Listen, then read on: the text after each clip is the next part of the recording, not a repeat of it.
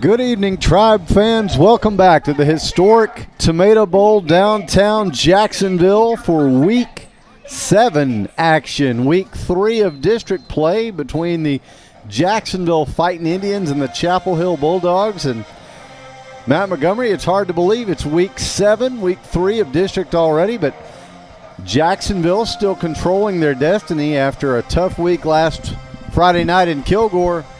All to play for here tonight. No doubt. When you look at the Jacksonville schedule coming in, it already is Week 7. That is hard to believe. Looked at these two games back-to-back, Kilgore and Chapel Hill, and said, this is the meat of the schedule if you're Jacksonville, that you hope that you're at the point where you don't have to win those two games. Not saying you don't want to win them, but just saying that you don't put yourself in a position to where you're forced to win. Jacksonville is in that position, okay? So they're 1-1 in district as Jacksonville, and so they've got a chance in the next few weeks to, as you said, Darren, to control their own destiny. You go to Palestine next week. Tonight's going to be a tough one. Chapel Hill comes into the ball game just with a lot of firepower. And you think, well, what about Kilgore last week? I mean, they didn't have a bunch of firepower? Oh, absolutely. But these guys absolutely do. The difference in Kilgore and Chapel Hill probably is size up front, strength up front, power. They don't have the kind of defensive line Chapel Hill doesn't that Kilgore did, but the skill guys. Man, they are flashy and they can go, and you better keep them in front of you.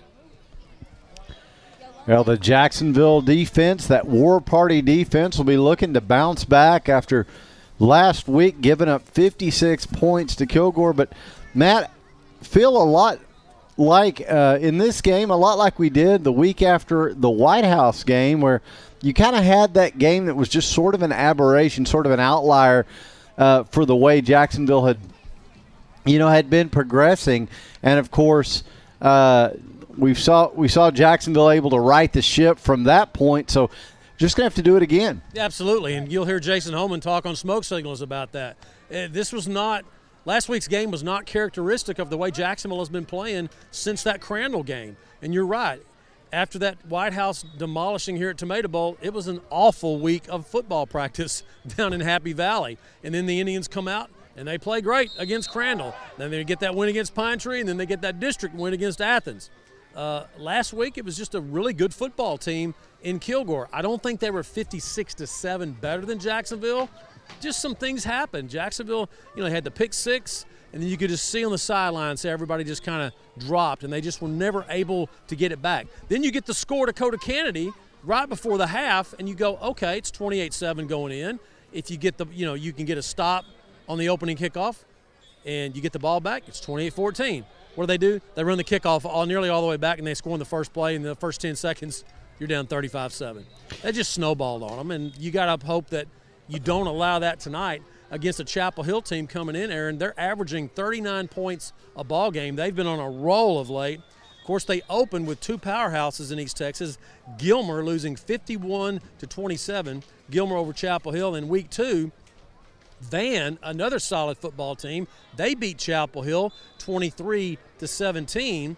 And then they rung off 3 straight wins over Greenville, 69-20, 42-17 over former Jacksonville 5A district foe Nacogdoches, 42-17. And then last week, in that strange 3:30 opening kickoff because of the lighting issue, they beat Palestine 42-21, but they were leading. Palestine was leading Chapel Hill at the half in that game, 21-7 at the half. And so, do the math. It was 35-0 in the second half, Chapel Hill over Palestine. So, I mean, you talk about just making a kind of a run. That's the kind of team that Chapel Hill has. Fast, speed. They sophomore quarterback and a sophomore running back from last year's semifinal team when they played as freshmen. They got speed on the wideouts. They can go. So Jacksonville's defense, boy, the War Party's going to really have to call it out tonight because they got their hands full. Yeah, they do, Matt. And Chapel Hill, and we saw this a lot with Kilgore last week, but Chapel Hill as well, we know they love to run the ball. And you mentioned those receivers, but, boy, this running game can go. Yeah, they're a predominantly running team, is Chapel Hill, much like Kilgore was last week.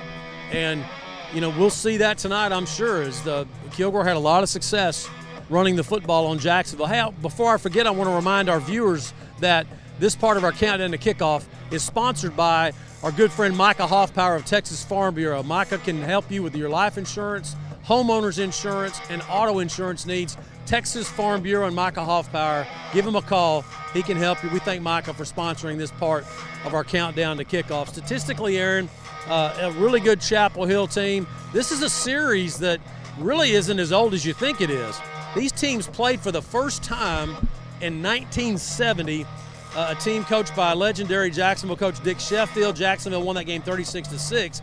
But like you and I were talking about in pregame, it's been a long time since these two teams played. Yeah, there will not be a player on the field tonight that was born the last time Jacksonville and Chapel Hill played 21 years ago. Yeah, that game was played here at Tomato Bowl. Danny Long was the head coach of Jacksonville in 2001, and the Jacksonville beat Chapel Hill by a score of 28-12. All time, this is the 31st meeting between Jacksonville and Chapel Hill. Jacksonville leads the all-time series, 20 wins to Chapel Hill's 10 wins. Last year was a very unusual year, if you want to call it, for Chapel Hill. Aaron, they lost 4 straight in the middle of the season. And then all of a sudden, they ran the table all the way to the semifinals, getting beat basically in the last play of the game. They were 1 play away from making the state championship game, and Austin LBJ beat them like on the second to the last play of the game. Just a heartbreaking loss for Chapel Hill. And head coach Jeff Reardon of Chapel Hill said that they've lived with that the entire offseason. And like I said, they started off slow this year as well, but they played quality teams. And now they've reeled off 3 straight wins. And, of course, tonight trying to get their second district win as Chapel Hill was open the first week of district play. Well, you talk about those 4 losses and then getting hot, and then how they've started this year, and even last week's game, as we talked about them, kicking it on in the second half or kicking into another gear. All that tells me is Jacksonville cannot let Chapel Hill get hot. They can, and of course, defensively, Jacksonville is going to be without their leading tackler, sophomore Michael Miles.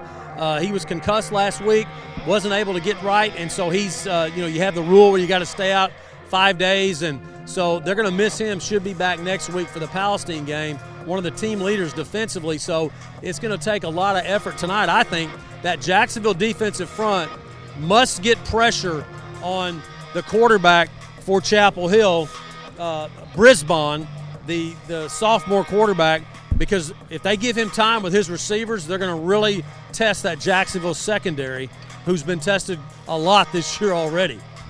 Yeah, and of course, we've talked about head coach Jason Holman coaches the secondary, so that's a big point of emphasis for him. So it'll be interesting to see how his charges can handle Demetrius Brisbane and these Chapel Hill receivers. So Chapel Hill has rushed for 1,500 yards in their first 6 ball games. They've I checked that 5 ball games because they had the bye week, and they've thrown for 700 yards. So roughly 2,200 yards of total offense in 5 games. So this is an explosive Chapel Hill offense. Now, the chink in the armor for Chapel Hill, turnovers. They will turn the ball over. They've thrown 6 interceptions, and they've lost 7 fumbles. So they have a tendency, and that's what cost them last week in the first half of the Palestine game. Chapel Hill put the ball on the turf, and Palestine took advantage of it. Of course, I mentioned Brisbane, the quarterback. He's thrown for 605 yards, 10 touchdowns. I mentioned the 6 interceptions. Running the football, they're led by their sophomore running back Stewart, 674 yards, averaging 135 yards a game. And the quarterback, Brisbane, he's averaging almost 100 yards a game running the football. So it's a run-oriented offense for Chapel Hill, and that's something Jacksonville, who has had some pretty good play from their defensive line this year, done a nice job up front. They're going to have it tonight to slow down this Chapel Hill running game. So Jacksonville back home again here, week 7, as we said, week 3 in district play. And hey, Matt, a perfect night for football down there. Oh, it's nice. It'll get down to about 75 or so with a little north wind. I can already feel it just a little bit coming from the north side there, and it's just a perfect night, as you said. No sun. It's kind of a little bit of a cloud cover. It's getting into that time of year where you just kind of get that. I just need somebody to grill or something to get a smell going, like that grill smell. That would really make it. That set the tone right there. There you go, folks. Don't forget, this is our countdown to kickoff, and it's sponsored. This part of our countdown to kickoff sponsored by Micah Hoffbauer of Texas Farm Bureau. Micah can help you with your life, auto, and homeowners needs. Give Micah a call. The former Chicago Cub, doing a great job for Texas Farm Bureau. We appreciate Micah Hoffbauer for sponsoring this part of our countdown to kickoff. Yeah, absolutely. And Matt, this Jacksonville offense, we talk about the Chapel Hill offense and how they can score and rack up yardage, but boy, Jacksonville is going to have to be ready to stick with them offensively tonight, and they're still going to have to do it with a little bit of running back by committee. Yeah, and that's the problem. It's Jacksonville's committees. Not all of them are in the boardroom right now. That's right. Jaden Boyd is out for the year. Rolando Munoz, who had some good carries against Athens, hurt his shoulder. He's out tonight. So, but Jawalen Kennedy has been the workhorse for Jacksonville this year. He has done a fantastic job running the football. As I flip my stat sheet here, Jawalen has 364 yards through the 6 ball games, about 60 yards a game. And, of course, Jaden's out, and Ryan McCown, he's the next leading rusher with 118. So it's been kind of thin back there. Devin will be back there sometimes, but not much. So Jacksonville's very thin right now in the backfield with those 2 injuries. So hopefully they can compensate for that. But very balanced, more balanced Jacksonville is. Still around that 60% yardage through the air, 40% on the ground. Last week, their lowest production of the year against a great Kilgore defense. Hopefully they can rectify that tonight. Palestine got a lot of yards on Chapel Hill in that first half, not so much in the second half. But the other thing that Jacksonville has got to get better on, this part of this meat of the schedule, if you will, is Jacksonville, if they get a couple more district wins, they could be looking at their first playoff spot since 2017. And wherever he is, what was that NFL coach? Playoffs. Sorry, Jim Mora. Jim Mora. Yeah, yep. Sorry about that. I said the P word, but we're way away from that. But nevertheless, the thing I was getting to was that Jacksonville has got to cut down on their penalties. Man, I was looking at the stats, Aaron. Jacksonville's been penalized 49 times for 450 yards in their 6 ball games. That's, 8 penalties a game. Their opponents have been penalized half that, 25 for 245. So, if you want to look at something, and I know stats don't always tell the whole story, but Jacksonville has hurt themselves in several situations where you get a procedure, receiver jumps off the line of scrimmage before the ball snap. They've had several offsides penalties where somebody lining up just in the neutral zone. got to cut down on those, especially as you get into this part of the district where one or two plays can make a difference between you staying home in Week 11 versus getting to play. That's right. And, Matt, to hear more about what Jacksonville needs to do tonight, we're going to bring it back up into the booth. We'll cue up smoke signals. We'll remind you that All Smiles Dentistry sponsors all of our conversations with Jacksonville head coach Jason Holman all season long. We'd like to thank All Smiles for all their support. And now let's hear from head coach Jason Holman and smoke signals. Dr. Folden, Dr. Westbrook, Dr. Stocks, and their dental team at All Smiles provide a wide range of dental services. This includes cleanings, fillings, crowns, bridges, implants, and cosmetic dental care. Call and schedule your appointment at 903-586-0741.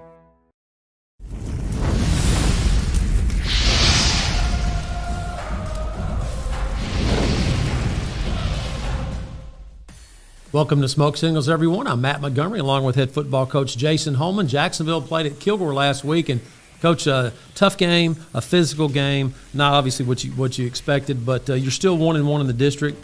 You still control your own destiny with 4 games to go.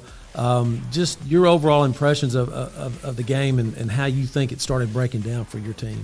Well, it was disappointing for sure. We talk about wanting to be a playoff caliber football team, and if you're going to be a playoff caliber football team, you've got to beat playoff caliber teams, and we fully expected to be able to go out and compete with them. We knew it was going to be physical, knew it was going to be tough. They had a good team.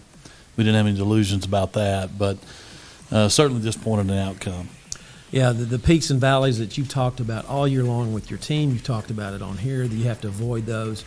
Those are the kind of games right there that kind of find out the next week when you get in practice if you can overcome that valley. And so far, I know this week things have gone better, and the kids are looking forward to playing Chapel Hill.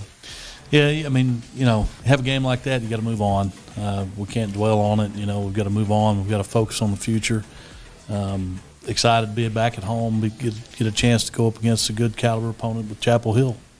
Let's look at some of the highlights, Jacksonville versus Kilgore. Here's Devin forcing a fumble, and Michael Miles and Cash jumping on it. Yeah, great job by Devin getting there, just throwing at him, putting his hat on the ball, knocking it loose, and we were fortunate to get over. That was the opening drive. Here's what you wanted to do. You wanted to get Devin in space, and here's a run for 15 after catching it.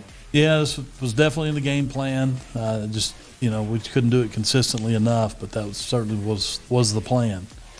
Some really nice spin moves here by your senior running back, Jawalen Kennedy, for 14. Yeah, more trying to get him running east and west. Good job on Jawalen making him miss a tackle and get positive yardage. And here's Coda Kennedy getting involved in the passing game with a nice catch. Yeah, it was a great job by Coda going up and making a big play. We needed certainly at that point, and here he is again. Yeah, here's the touchdown right before the half to Coda.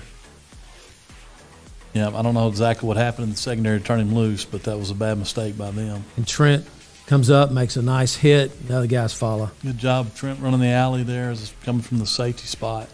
Cash Bearden just blows up this play right here. Yeah, it was a great job by Cash attacking. We actually work on that, and he played that one to perfection and, knocked the blocker back into the receiver. Coach, tough game. We've already talked about that. So, these, like you said, you want to put these behind you. The stats reflect that, and just not a typical Jacksonville offensive game for sure. Yeah, definitely. We've got to, like I said, we've got to regroup. We've got to change our concentration and get focused on what's ahead and go back to what we were doing prior to. So what's ahead is Chapel Hill, Coach, a team you're familiar with. You won a state championship there as a defensive coordinator, and this is a team that started off playing a little bit slower. They were playing some good competition there, and, boy, they really picked it up. They're averaging a lot of points, as you can see, almost 40 points a ball game. They can score big in a hurry. They have a lot of athletes on that offensive side of the ball. Yeah, they're very talented. They had a rough schedule to start and struggled a little bit. They turned the ball over quite a bit against Gilmer, really could not make a game out of it because of all the turnovers. Since that point, they seem to have ironed out some mistakes. They were actually trailing against Palestine all the way into the third quarter, and then made some big Palestine plays. had a lead at the half, didn't they? Yeah. Palestine came out, ran at them, held the ball, and just kind of ground and pound, and managed to get some scores along the way, and went into the third quarter with a lead. And then Chapel Hill started kind of figuring it out, and they started running the ball on them and kept the ball out of their offensive hands, and then Palestine turned it over several times in the second half, and that was kind of the difference in that game. Offensively, Chapel Hill brings back, I think the quarterback's a sophomore, the great running back's a sophomore. They were freshmen last year when they went to the semifinals. A lot of experience there. Talk about what Chapel Hill will try to do offensively. Well, they've got weapons all around. Their four skill positions are very talented in addition to quarterback and running back. A lot of team speed. I've been impressed with their offensive line. Their offensive line blocks and fits up well. They know what they're doing.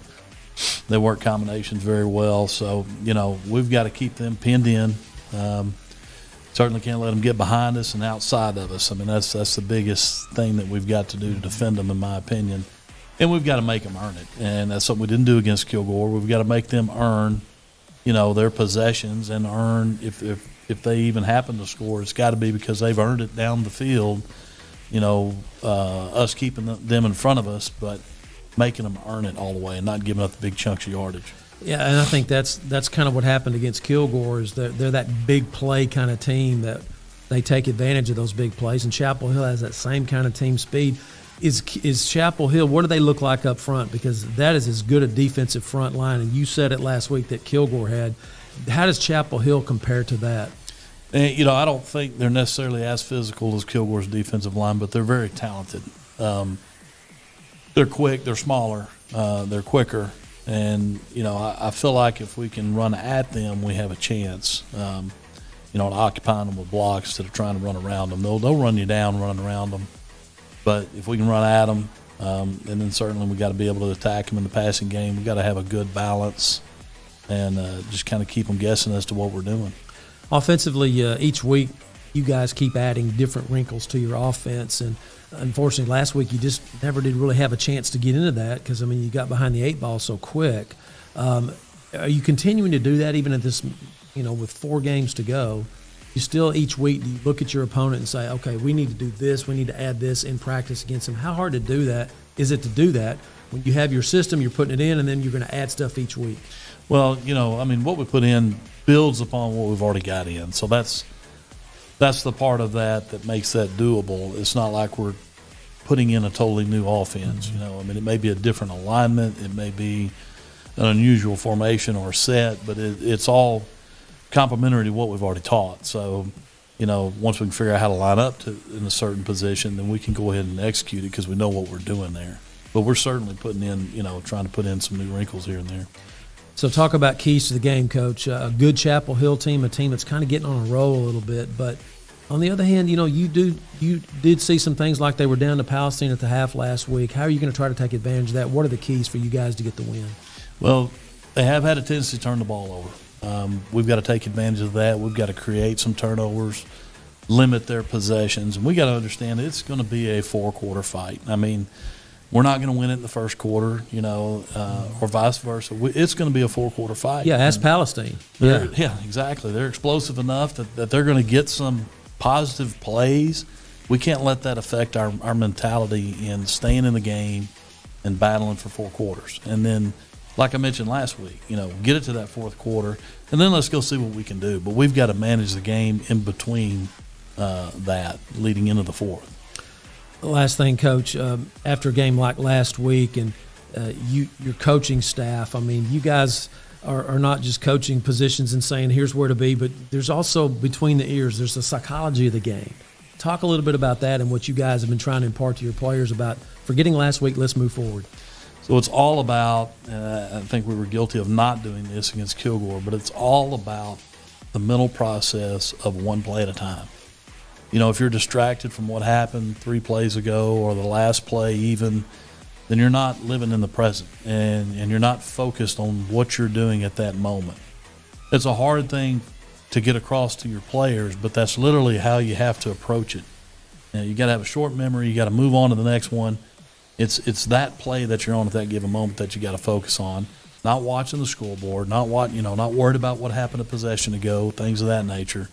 But living in the present and executing, and that's one of the toughest things to get across to young athletes.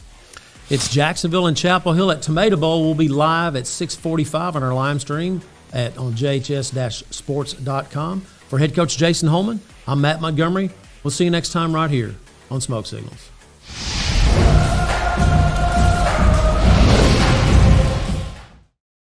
Dr. Folden, Dr. Westbrook, Dr. Stocks, and their dental team at All Smiles provide a wide range of dental services. This includes cleanings, fillings, crowns, bridges, implants, and cosmetic dental care. Call and schedule your appointment at 903-586-0741. Bill McRae Ford has been serving East Texans since 1976. They can help you find the best deal on a used car or if you're ready to purchase something new. Open Monday through Saturday, Bill McRae Ford. Come see us. Congratulations is Jacksonville's source for a full line of awards and engraving services. But we don't stop there. You'll want to check out our examples of creative personalized gifts too. Congratulations also serves East Texas as a promotional products dealer. We are passionate about sourcing just the right items. With our laser capabilities, we can also design and install acrylic signage or graphics. Want to see samples of our work? Go no further than the Tomato Bowl entry. We're especially proud of the arrowheads. Visit Congratulations Showroom or website soon, and let's make something amazing together. And we're back live here at the historic Tomato Bowl, downtown Jacksonville, getting ready for the Fighting Indians and the Bulldogs of Chapel Hill. And Matt, that may be the largest run-through that we've seen at Tomato Bowl yet this season, as Chapel Hill's got that thing blown up. Well, one thing that I've learned through the years is when teams make runs like to the semifinals, to the finals, and even the quarterfinals, things start getting bigger at their schools. Yeah. And the run-throughs, that's where you start. That's right. Okay? And for some reason, everybody gets a little bit more excited, so let's spend a little bit more money. Let's get a better-looking run-through. Just kind of an observation there. So, folks, this part of our countdown to kickoff is brought to you by our good friends Gene Brumbelow, JHS class 1967, and his daughter Ann Farmer, JHS class of 2006, the South Jackson Dairy Queen. We appreciate Gene and Ann for sponsoring this part of our countdown to kickoff as we turn our attention now to the Jacksonville High School Band and the alma mater.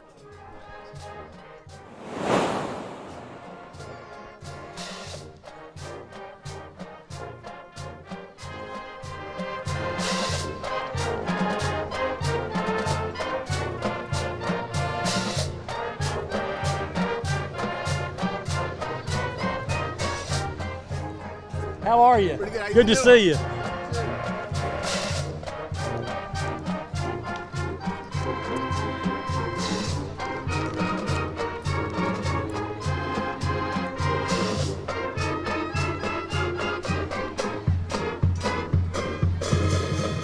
Another great rendition of the Jacksonville alma mater. Band director Donnie Barrier. We'll see them at halftime on the wall.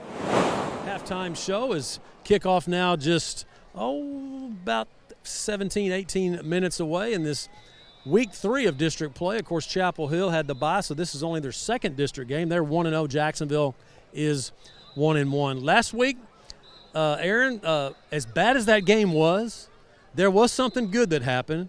Devin McEwen became the all-time leading receiver in receiving yards in Jacksonville high school history. So congratulations to the senior Devin McEwen, the 3-year starter, UTSA commit. He 2,206 yards in his career with 4 games and maybe more hopefully to go. He's still in line to get the all-time reception lead, be the all-time reception leader. He needs 13 catches for that and 6 receiving touchdowns to capture those 2 all-time records. So he's 1 down, 2 to go. And I talked to him this week, and to Devin's credit, he really didn't want to talk about it because the game was so bad. He barely gave me a half smile and said, yeah, I know. My mom texted me after the game and said, that I got it, but, hey, the game wasn't very good. So, which is exactly how you'd want your senior leader to respond to that statement. That's the kind of player that Devin McEwen is. I mean, he's that kind of guy, and so very, very humble. And so we're proud of him for getting that all-time record. Speaking of seeing people do great things. What about Chris Carpenter a couple of weeks ago with the kickoff return for UTSA, the former Fighting Indian, went to Colorado. Then he transfer portal down to UTSA, gets the kickoff return for a touchdown. That made the news and was a pretty big deal. 98 yards or something like that. Yeah. 90 plus, I know. Yeah. First one, and Ryan Travis says first one in UTSA history. How about that? Yeah, and his mom was telling me before the game that he got an NIL deal with a T-shirt, and it's got. I don't know if y'all remember this, but when Chris would score, he would get to the goal line. If I can even halfway imitate it, it looked like he's breaking the tape in a track race. Yeah, he does that. Just kind of leans forward and breaks the tape. He did that on that kickoff return, and they got a picture of it. So he got an NIL deal for a T-shirt, where this T-shirt company created the picture, put it on there. And it's called what his number and something, and it was just a catchy little deal. I've already forgot. That's the way my brain works. I forget stuff now. But anyway, pretty cool. That NIL stuff is just – it is out of control, man. It's changing the game. I mean, it is really unbelievable. I heard the University of Houston guy somebody gave so much money to where each player gets like $4,000 a month. Yeah. Well, hey, I got to say the one that tops them all from this season is the guy who did the air conditioning commercial at Nebraska. His name is DeColdest Crawford. And DeColdest has the best NIL tie-in that I've seen yet as he is promoting air conditioning repair. You got to love it. That's a pretty handy name to have. Yeah, it is. Wow. Yeah, it is. It's a whole new world out there. Hey, it was just really cool a moment ago. I was down there talking to one of the guys on the chain gang, Mr. Stevens on the school board with our own Todd Travis and Blake Stevens, and a guy pokes me in the back. It's John Paul Young, the former NFL coach, former Jacksonville coach. Did he poke you with a Super Bowl ring? No, he didn't. He gave me that finger in the back that that you recognize, like, okay, I'm in trouble. Yeah.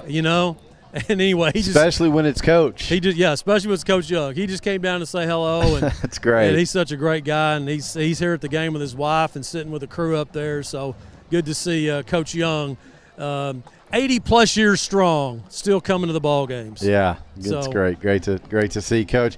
Hey, Matt, if the Fighting Indian offense is going to get going tonight, let's talk about our spotlight player that's going to help clear the way up front. It's senior offensive lineman Dre Dials. How about Dre coming on this season? Well, that's funny you mentioned that because Dre Dials, our spotlight player, not only is he just a great offensive lineman, but he is just a great young man. I mean, he is a positive. He's an encourager. He's just a great kid to be around. And here come the little Indians coming through. So I just want a real quick story about Dre Dials. A couple of weeks ago, I'm on Thursday night, JV game, and he's on the sidelines. Him and Alexis, they're down here. And one of the players on the JV had a tough moment, went over and sat on the bench and kind of sold up a little bit, So Dre goes over there and picks him up and brings him and stands him with the rest of the team and says, this is what you're going to do. How's that for leadership? That is. I mean, that's like tell them, here's what you got it. Here's the way it's done. Well, so we're happy to spotlight Dre Dials. Oh, absolutely. So Dre, I mean, he's just a guy that he really sets the tone with his attitude. And hey, we got to give a shout out to Dre. Is a fantastic baseball player as well. And I got to give a shout out to Ryan Travis, who came up.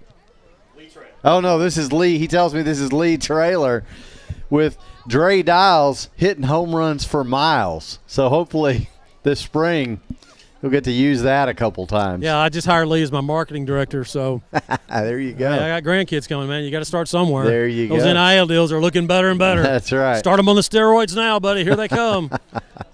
But it's great to spotlight Dre. And speaking of offensive line and the way that Jacksonville they've improved so much this year, Coach Young was pointing out to me and watching our games online on JHS-sports.com that he said Jacksonville has been, in the several games he's watched, they've won the line of scrimmage. He said maybe not last week against Kilgore, but in most of the games, you watch that line of scrimmage defensively and offensively, Jacksonville has been getting it done, and I think that explains more of the success that Jacksonville has because, Aaron, everything starts up front. I mean, you can have speed on the edges and flashy players, but if you can't protect your quarterback and you can't stop the run, what have you got?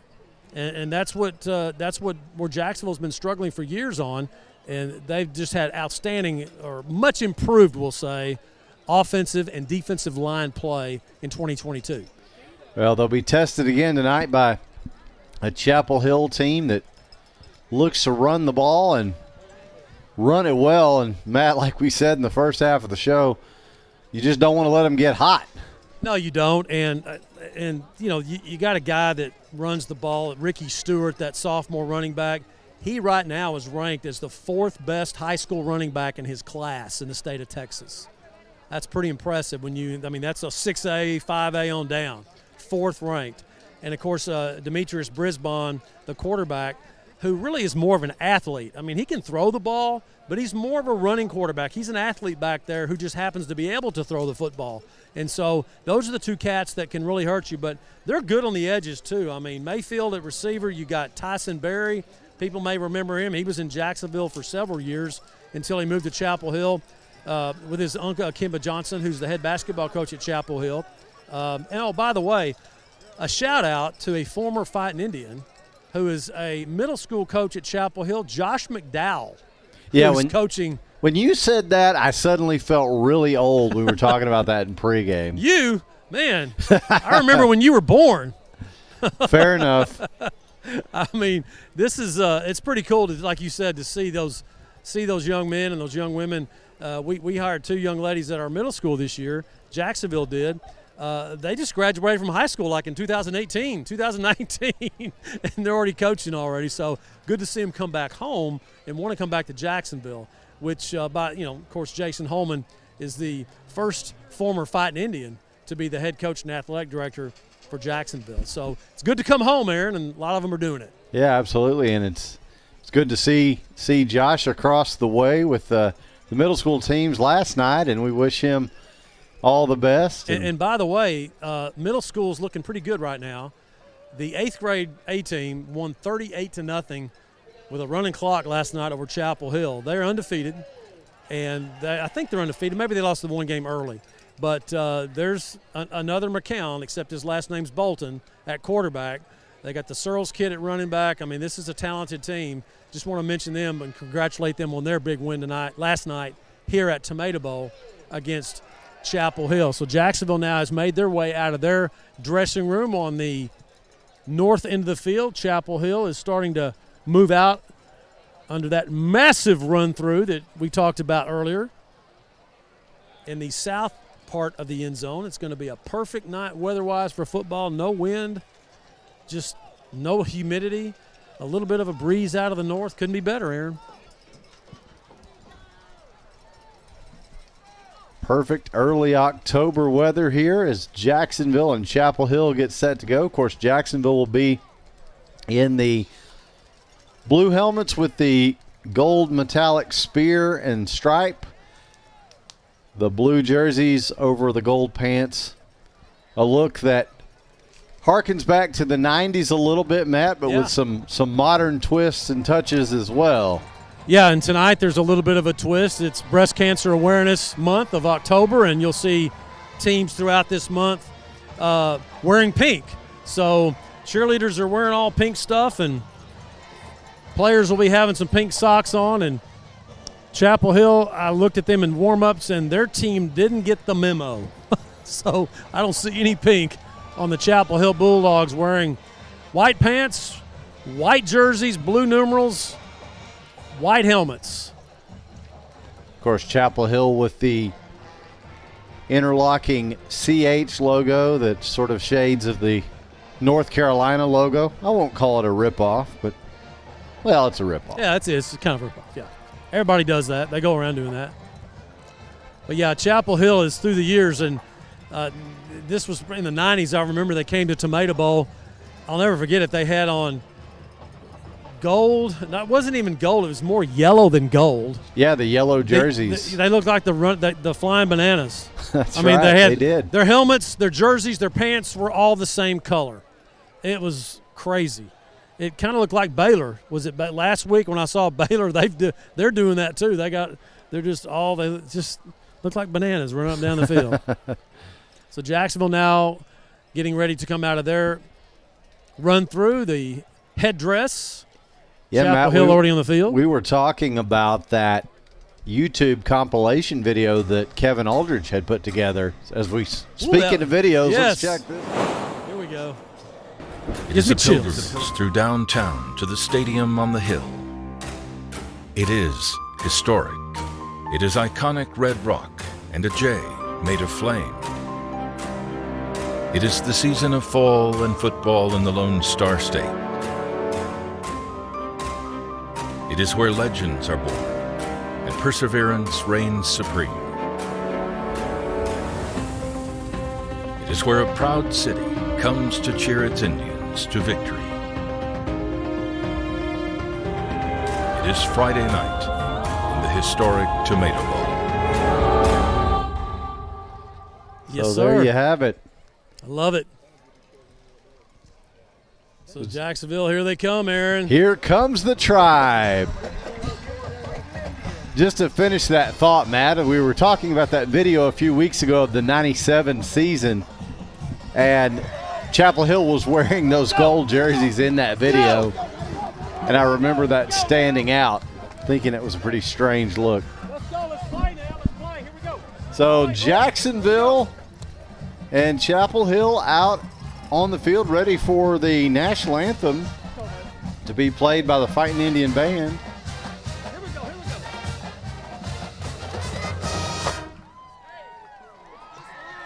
Got to give a shout out. This here.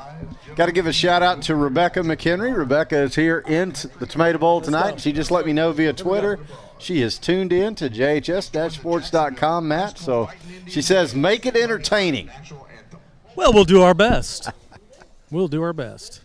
And now the playing of the national anthem by the Jacksonville High School Band.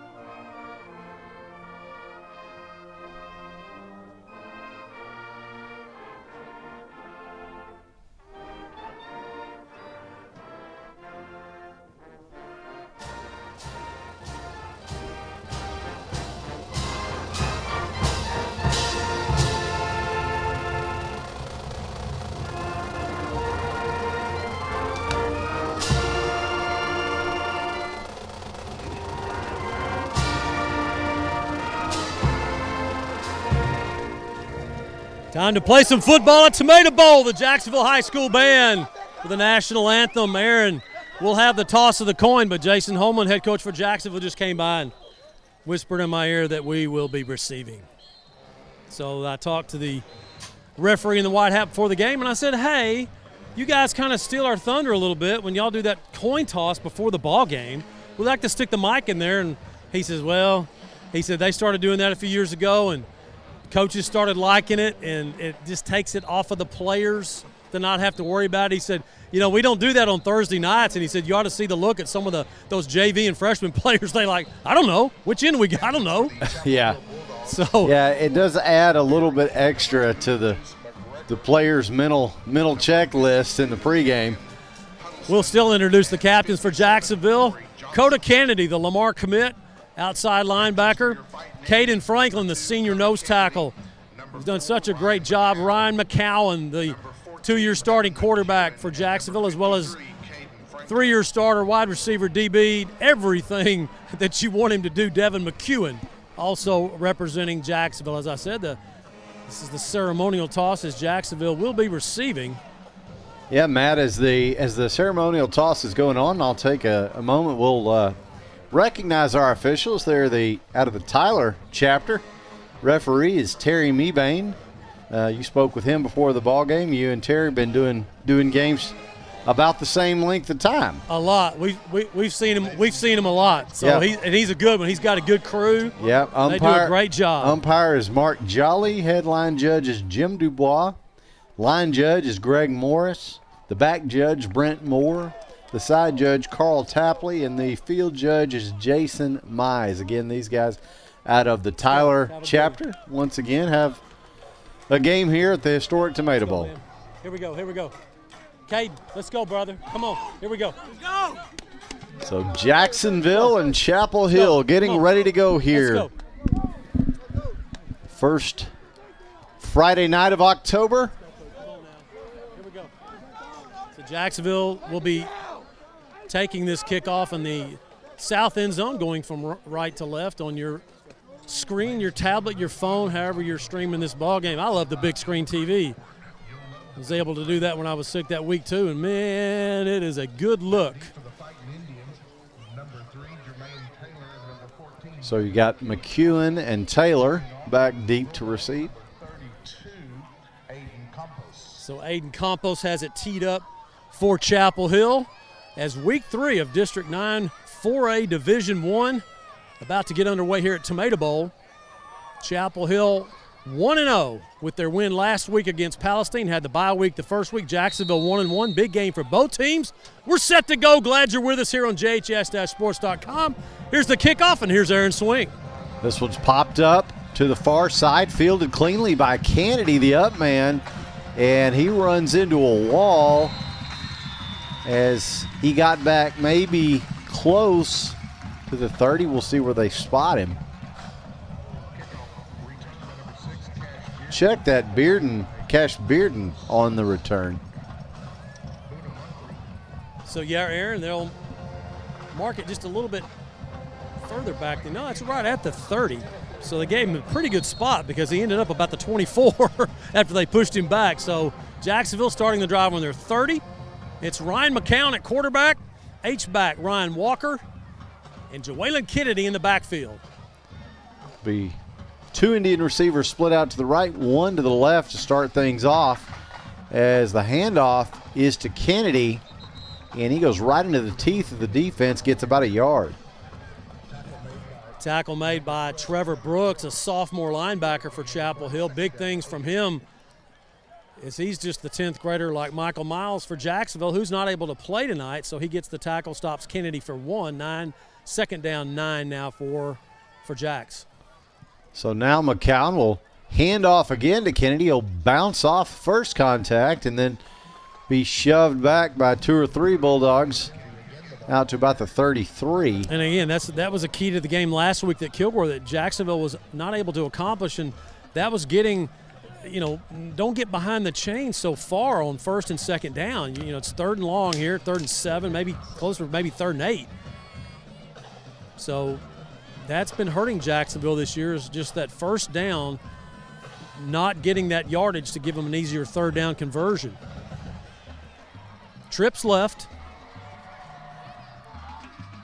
Jacksonville needs conversion here. McCowan under pressure, looks right, throws right, got Jermaine Taylor to the 40-yard line. And had the tunnel screen set up perfectly. Thought Jermaine was going to be able just to blow through there. And he scores if he can just get through that initial level. But nevertheless, well set up, well executed by Jacksonville for the first Bill McRae Ford first down, pushes the ball out to the Jacksonville 43. So McCown looking to the sideline to get the play. Just underway here from the Tomato Bowl. No score. Jacksonville the ball on their own 42. Fresh set of downs for McCown and Kennedy. Handoff is to Kennedy. Finds some space up the middle near midfield. Big gain for Jawalen. Yeah, a little skip step to the side. Saw some traffic, and then he just kind of did a little sidestep and boosh up the middle. Picks up 7, 2nd and 3. Good run by Jawalen. Good blocking. Hagan Ray on that interior right behind his block. And Causey as well. So 9:40 and counting here first quarter. Jacksonville will want to win the time of possession battle with this potent Chapel Hill offense on the sideline. The pitch is to Kennedy, and he makes his way to the Bulldog 44-yard line. That'll be good for the second Bill McRae Ford first down of the drive. By the way, Grady Alt, the senior who sat out last year, he's a great golfer for the JHS golf team. He's getting his first start at center as Caden Franklin checks in, the senior defensive tackle. As the Indians, is this the beast package? I don't know. It looks like that's maybe what they're looking at right here. Kennedy's out of the ball game, and Jacksonville doesn't have the right personnel in the field. Now they do. 10 seconds on the play clock for the Fighting Indians. As they get set to go, the handoff is to Walker. He loses the ball, and Chapel Hill is on it. Ryan McCowan going to have to make the tackle. He does. But the Bulldogs take the first turnover of the ball game. Well, that wasn't the beast package. Jacksonville's so thin at running back. Joalen was out. Ryan Walker, Ryan's kind of had a tendency to lose the football and got it stripped right there. I think that's his third or fourth fumble of the year. So Ryan's a great receiver, and when he runs the ball, he's tough, but coughs that one up for Jacksonville's first turnover. The Indians now -4 on the season on turnovers.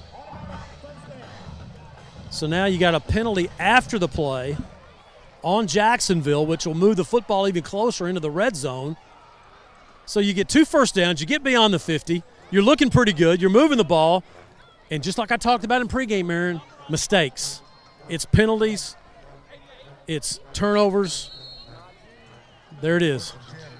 And just like that, Chapel Hill knocking on the door. They've got 2 receivers each way stacked up. The handoff straight ahead. Yeah, and that's Ricky Stewart, number 4.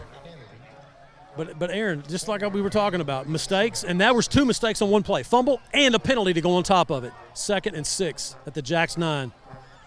So Brisbane hands off to Stewart again. He makes his way around the end and scores. 9-yard touchdown run by Chapel Hill, and the Bulldogs in 2 plays capitalize on the Jacksonville turnover. And they're in for the score at the, just under 9 minutes to play in this first quarter. You do not want to get into a track meet with these guys. Here's the extra point attempt. Extra point attempts are brought to you by our friends at Neighbors Coffee in downtown Jacksonville. This one is up and good. So with 8:18 to go first quarter, our score now Chapel Hill 7, Jacksonville nothing. We'll take a short break and come back. This is Fighting Indian Football on JHS-Sports.com. Since 1953, Hubert Glass Oil has been serving East Texans the finest automotive fuels and lubricants.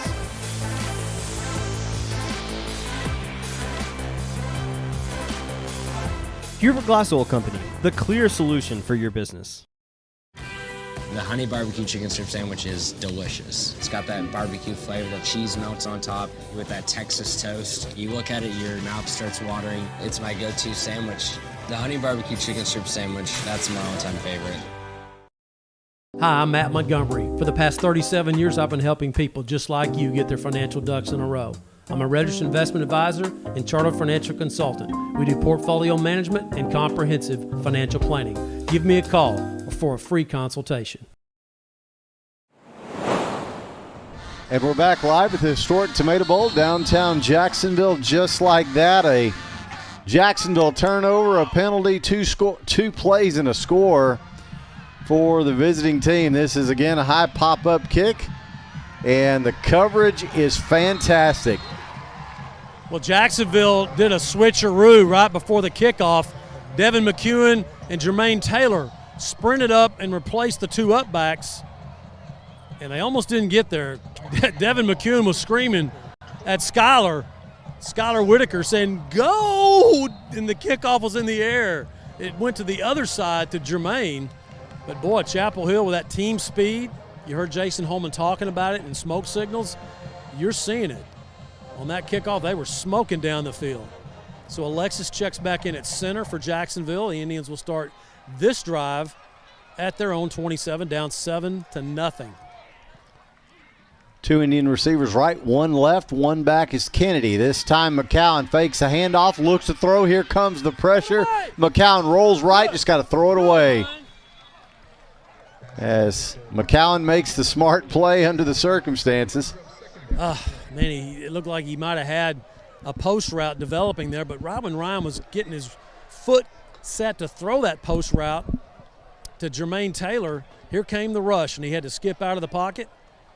And Ryan makes the decision that you expect your senior quarterback to do and be smart. Don't take the sack, throw it away. 2nd and 10, live to play another day. 2 receivers each way for the Indians this time. Kennedy, the back with McCown on the right side. McCown rolls to that right side and looks for a check down. Catch by McEwen. Caught is made. The catch is made.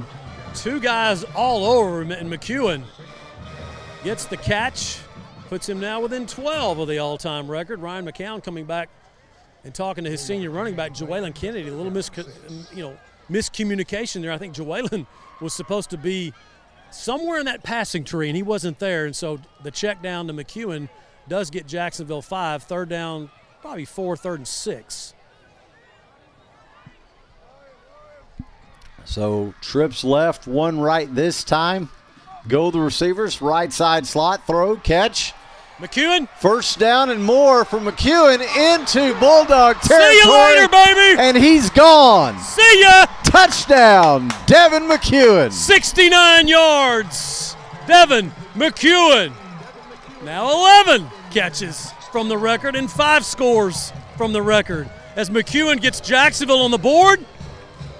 And, it's been a few ball games, Aaron, since we've been able to see Devin McEwen break something like that outside of the 87-yard kickoff return that he had and the 40-yard punt return. But receiving, no, it's been kind of dry for him on touchdowns so far this season, his 4th right there. Here's the extra point. Jesus.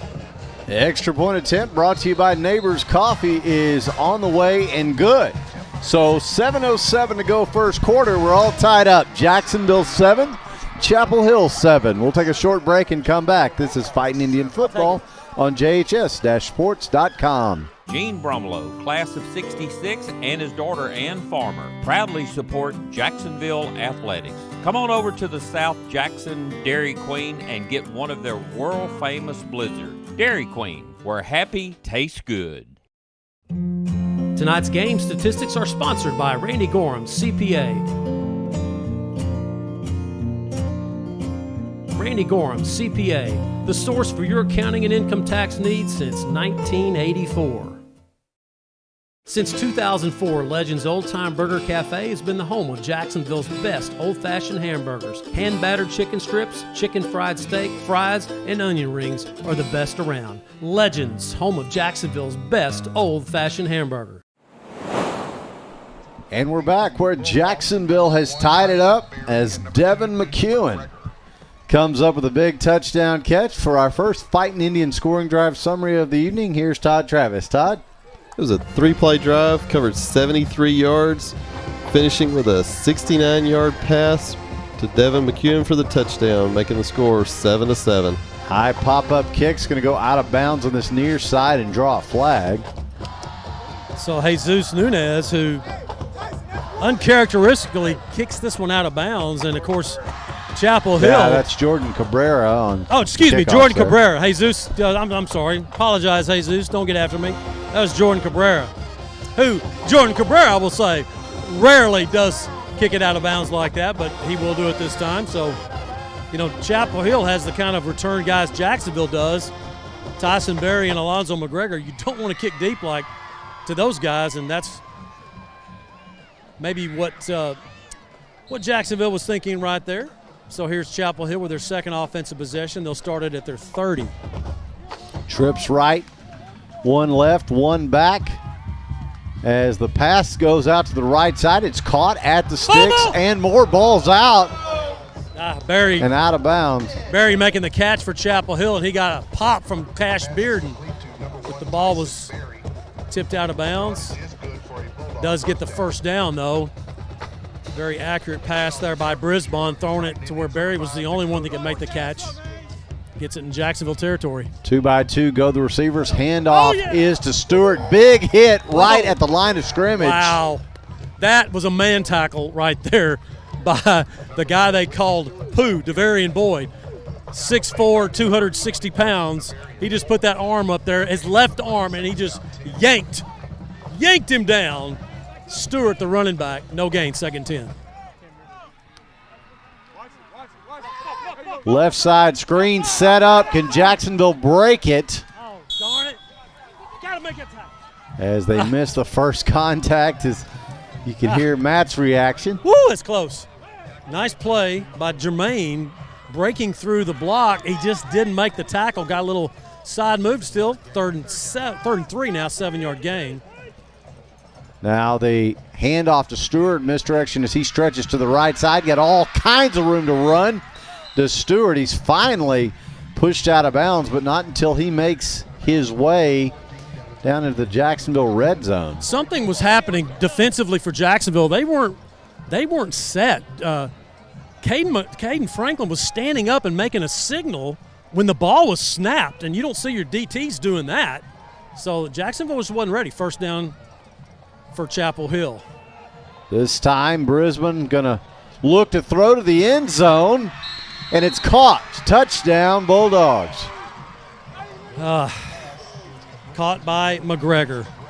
Aaron, this is a problem for Jacksonville. They just don't have the speed in that secondary to cover some of these receivers they've seen in the last couple of weeks. Kilgore, now Chapel Hill. Could be a long night for Jacksonville in the secondary if they don't get over the top better than that. So Chapel Hill with a 23-yard touchdown pass to McGregor.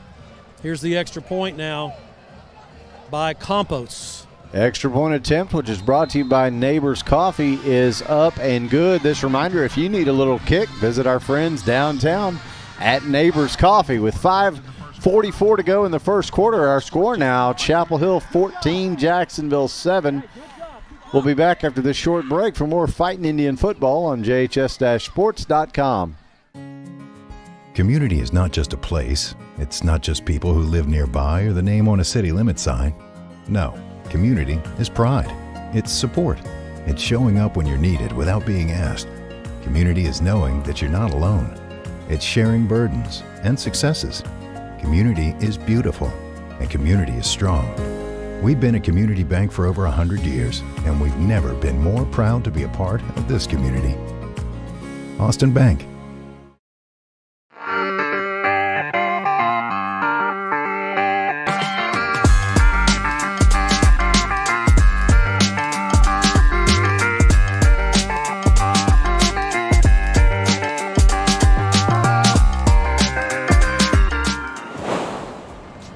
And we're back live as the kickoff is squibbed.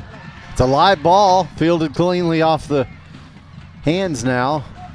Oh. And Jacksonville will take over at about the 30. That could have been a disaster. Man, that was a ground ball to short, a 3-hopper. And Ryan Walker, it hit him and it went straight up in the air. And thank goodness Ryan got his head on a swivel and found it when it was coming down. Gets on it and gives Jacksonville possession of the ball at their own 31. So this game's started off 3 scores in the first quarter, just a little over halfway through. It's a track meet. So let's see if Jacksonville can match that Chapel Hill score. They've scored twice on their first 2 possessions. Exactly what we were saying Jacksonville did not want to do was get in a track meet with Chapel Hill, but right now that's where they find themselves. As McCowan loads up, fires right, looks for Taylor, has got him at about the 37 and not much after the catch. You know, Jacksonville will be able to do that all day long. Chapel Hill, if they continue to play that soft coverage, which they've scouted Jacksonville, they're not going to let Jermaine Taylor and Devin McEwen, who's already scored on a 69-yarder, get behind them. Kilgore, on the other hand, man, they were press coverage in your face all night long, and that really contributed to Jacksonville having their worst offensive output of the season. Chapel Hill, a little bit softer coverage, and Jacksonville can do that pitch and catch all day long if they want to.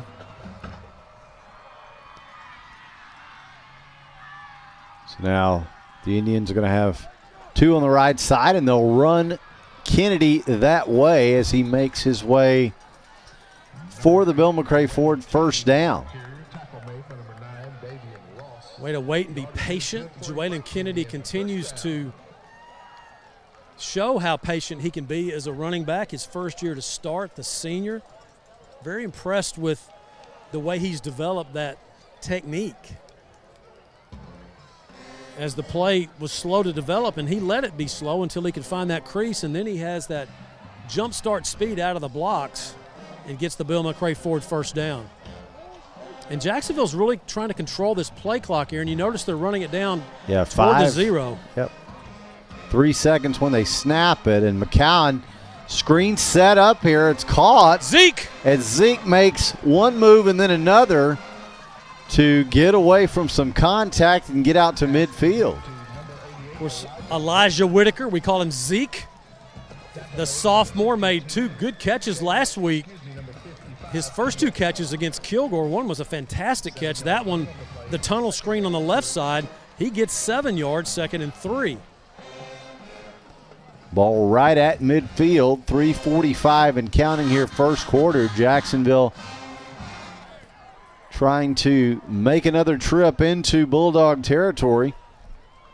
And again, controlling that play clock. It'll go toward 8, 9. There goes the snap. As McCown loads up, he fires across the middle, complete for Bill McRae Ford first down yardage. McEwen.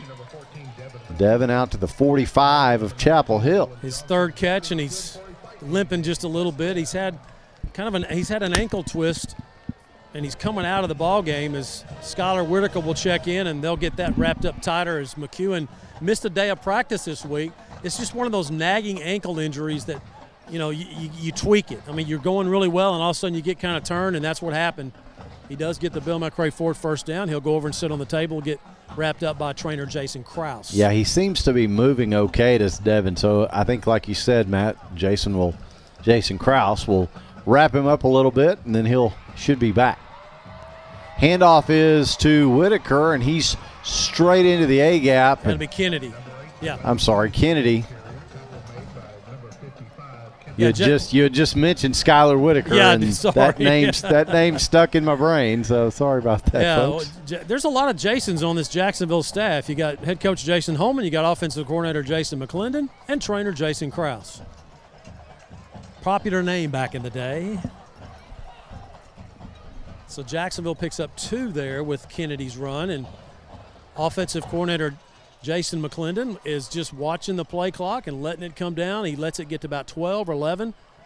Jacksonville wants to control this clock. They don't want Chapel Hill to have possession of the ball as little as possible, and we've seen why. They'll snap it at 3 again here. McCown going to roll, set, look to buy some time, and finally just has to fling this one away. But again, a smart play.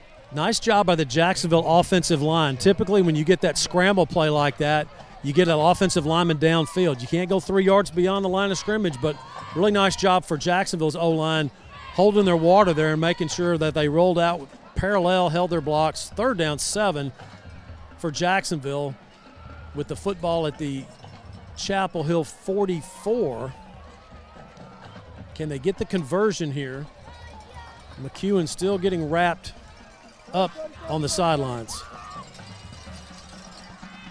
Be 2 Indian receivers on either side of the shotgun set for McCown as he's under pressure. Got a check down. He's got his man, got blocks, and got the Bill McRae Ford first down. Perfectly done, and there's going to be a penalty on the flag. Ryan McCown, they're going to get roughing the passer to add to that huge gain of about 17 on the screen pass. What just perfectly executed by Ryan McCown. He was backpedaling, held it as long as possible, throws it over the top of the D-line. And there's 15 yards on the end of it. Waiting for the call there as the official now needs to go get his referee Mebane to get his flag as the Indians convert with the big screen, and then Chapel Hill roughs up Ryan for the 15-yarder. That'll push the football deep into the red zone. Stampede alert. of Chapel Hill. Well, not too deep. They're at the 14. Still first down for Jacksonville. Yeah, you can expect Jacksonville to look to run here to get the clock running again as well, because they were doing such a good job controlling that. We'll see if a run play here is what is dialed up. And, in fact, it is a handoff to Kennedy. He's going to stretch the play around the left side, and he'll get the corner, get a few. Surely a horse collar tackle as the guys up here screaming for one, but no flag. Way to bounce it out to that outside does Jawalen Kennedy, as it was bottled up on the inside where the play was designed, but like a lot of great players with speed, hey, you bounce it to the outside, picks up 7, 2nd and 3 now for the Fighting Indians. So we'll go down toward a minute before Jacksonville snaps this one, probably. Well, there's the snap. The handoff is to Kennedy. Straight ahead he goes, and with a little push makes his way to the 6. So it's going to be third down, as we're now under a minute in this first quarter, about third down and about 2. And here comes the package, the beast package, as Fighting Indians will send in the big fellas here.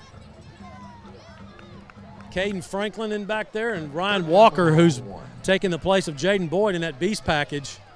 As the Fighting Indians looking at third down, 2 to go at the 6-yard line of Chapel Hill, trying to get this first down. Jacksonville need to hold on to the ball here and pick up the first down and more. Touchdown, Jacksonville. Wow, what a block by Caden Franklin. Look at him showing the score, leading him through right there. Good job, Caden. 6-yard touchdown run by Ryan Walker. Fighting Indians match that score. We have a track meet at Tomato Bowl tonight. But, hey, Jacksonville controlling the clock, Matt, on that drive. And that was what was so impressive, Aaron. They just did a nice job taking possession and keeping control. Here's Jesus. So the extra point from Nunez, brought to you by Neighbors Coffee, is up and good. So with 27 seconds to go in the first quarter, the score now, Jacksonville 14 and Chapel Hill 14. We'll be back after a short break. This is Fighting Indian Football on JHS-sports.com. Special thanks to the Jacksonville Education Foundation for everything that they do for Jacksonville teachers and students. For more information, please visit jisdfoundation.org. Dr. Darwin Dar and his staff at Dar Chiropractic specialize in family chiropractic care, exercise rehab, digital x-rays, nutrition and weight loss programs, decompression, and chiropractic wellness care. Located down the street from the Tomato Bowl, Dar Chiropractic. They can help you feel better. 150 years. A lot happens to a town in that amount of time. And that's reason to celebrate. Join us Saturday, October 22nd. And invite your friends, family, and neighbors to come home. And we are back at the historic Tomato Bowl downtown Jacksonville, where the track meet continues. 27 seconds to go in the first tie ball game again, with a Fighting Indian scoring drive summary as this short kickoff is fielded. And as they good coverage, and as they switch here, Todd will bring you back in for the drive summary. It was a 10-play drive, covered 69 yards, finishing with the Ryan Walker run for the touchdown, making the score 14-all. Nice drive for Jacksonville. Nice running down inside the red zone. Gets it done, Matt. Yeah, Jacksonville is very fortunate right there, because there was some space, and boy, the Indians covered it well. Tyson Berry caught the kickoff for Chapel Hill, tried to pitch it to his partner there, McGregor, and Jacksonville right on the play. So here's Chapel Hill. They've scored on both offensive possessions. This is their third. In with 4 wide. The handoff is faked, and Brisbane up the middle with a big burst for a first down. And that's the first time we've seen Brisbane make himself part of this offense on the zone read there, doing a nice job as the defensive tackle flexed out and the defensive end went with the running back, Stewart. Boy, he just kept it, knifes up the field on what will be the last play of this first quarter. Nope, they're going to run another one. They're going to get the snap off, so Brisbane going to load up and throw deep. and it's caught. And on the last play of the first quarter, Chapel Hill retakes the lead. Just can't cover him. That's Deuce McGregor. So McGregor gets the Deuce, his second touchdown. The Deuce gets that. I got it. Nice. Well done. 20-14 on the last play of the first quarter. And, guys, it's going to be a long night because Jacksonville secondary, I mean, I'm not going to sugarcoat it. They got to have better covers. They got to stay with them. So now the extra point attempt by Compost, that's brought to you by Neighbors Coffee, is good. So we're out of time in the first quarter, and both these teams used all of it. Chapel Hill leading Jacksonville 21-14. We'll take a short break and come back. This is Fighting Indian Football on JHS-sports.com. As ETMC joins the UT Health family, we're bringing a new vision of healthcare to East Texas, where the brightest minds in academics and medicine work together to treat the most complex health challenges and improve lives, where access to world-class medicine and cutting-edge technology will bring health, hope, and a brighter tomorrow. We are UT Health East Texas, advancing healthcare together. When life throws you a curveball, give it to the guy who can knock it out of the park. A high drive to right, sending Ludwig back. It's gone! Micah Hoffpower. Call Micah Hoffpower at Texas Farm Bureau for all of your life, auto, and home insurance needs. I'm excited. And we're back live at the historic Tomato Bowls. We get set to begin the second quarter of play. Chapel Hill now leading Jacksonville by a score of 21-14 as the Jacksonville secondary, Matt, needing to regroup. Well, on the kickoff a moment ago, Trent Powell got a little jacked up. He was not right. Needed to come out of the game. He did not. And the coaches for Chapel Hill found it. They ran a couple plays, checked him out, and said, all right, go time. And he just couldn't get there. I don't think he's just not running like he was normally running. So here's the Chapel Hill kickoff. They're up 21-14. Scholar. Fielded cleanly by Whitaker. He's got room to run, and he will make his way out over the 35 to the 37. I like the way Skylar Whitaker returns kickoffs.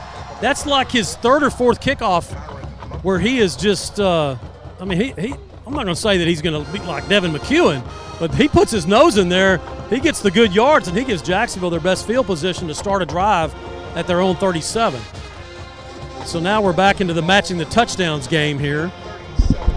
Well, of course, that last drive for Jacksonville, the last scoring drive, was characterized by time of possession.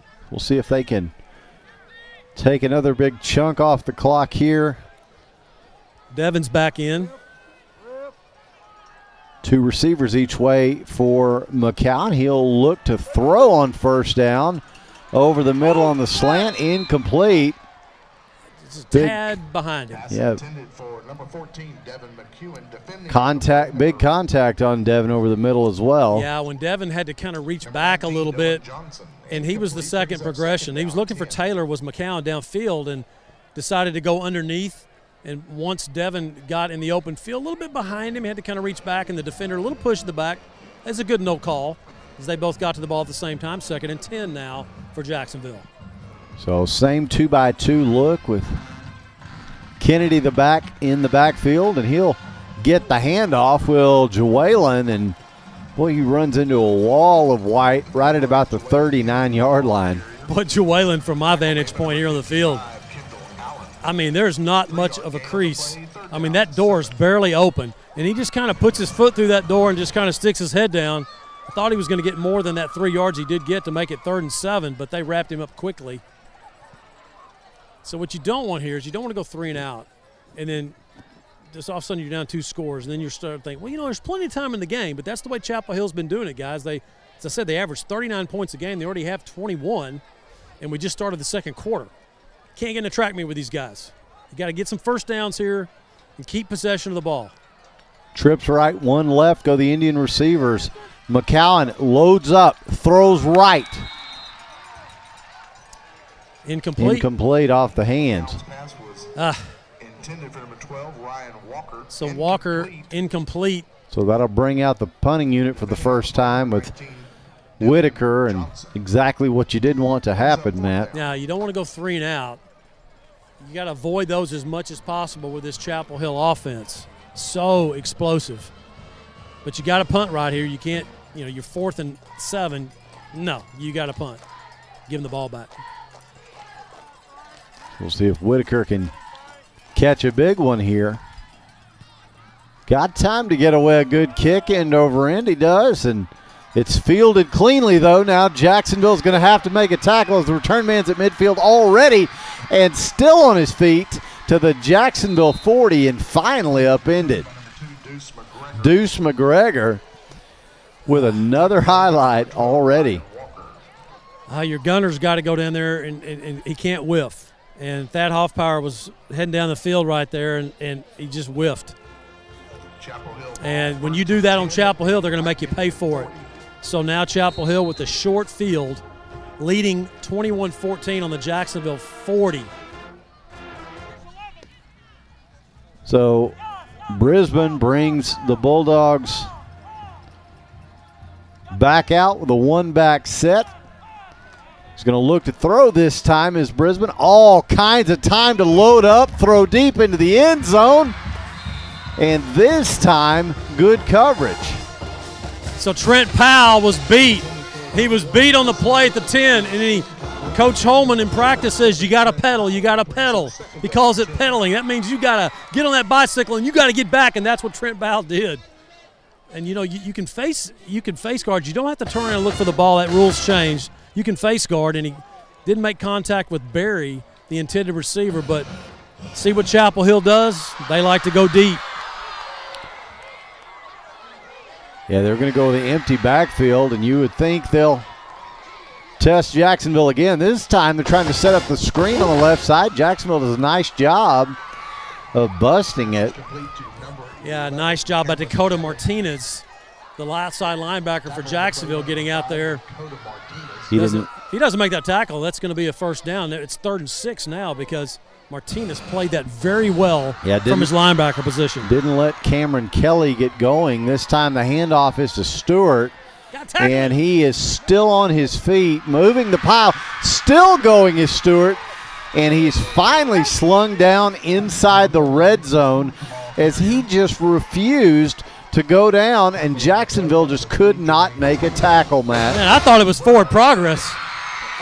Yeah, you're waiting for a whistle there. Yeah, I mean, he was in the scrum, and I thought, blow the whistle, and here he comes out of it for the first down. He's a strong runner, is Stewart. So back into the red zone go the Bulldogs. Brisbane rolling right, throwing the slant in the end zone. He's got his man, and the 2-score lead. Tyson Berry with the score from 36 yards, beating the sophomore Elijah Whitaker of Jacksonville. And that's just speed. I mean, there's a flag on the field. They're going to get Tyson Berry for excessive celebration. He's a little dude now, I got to tell you. When he was here in Jacksonville, he can showboat that thing just a little bit, but it's going to be after the touchdown, unsportsmanlike. He looked at the Jacksonville student section and did the stork pose, kind of put his arms up like a stork and lifted that one leg. Flag. They'll do that on the kickoff, but still, it's about to be 28-14 Chapel Hill.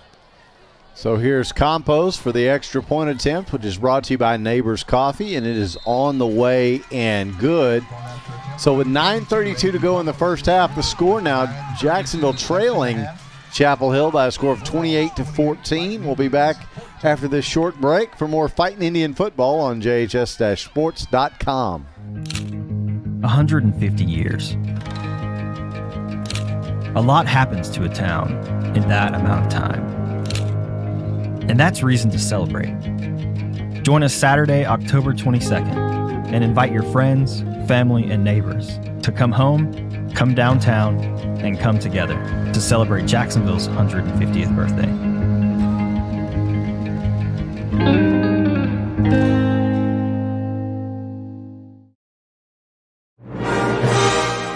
For the past 40 years, Swink Studio of Dance in Jacksonville has provided instruction in classical ballet, tap, jazz, hip-hop, and contemporary dance styles for students age 4 through high school. Select classes for adults and award-winning competition teams are also available. For more information or to enroll a student, contact the studio today and let's dance.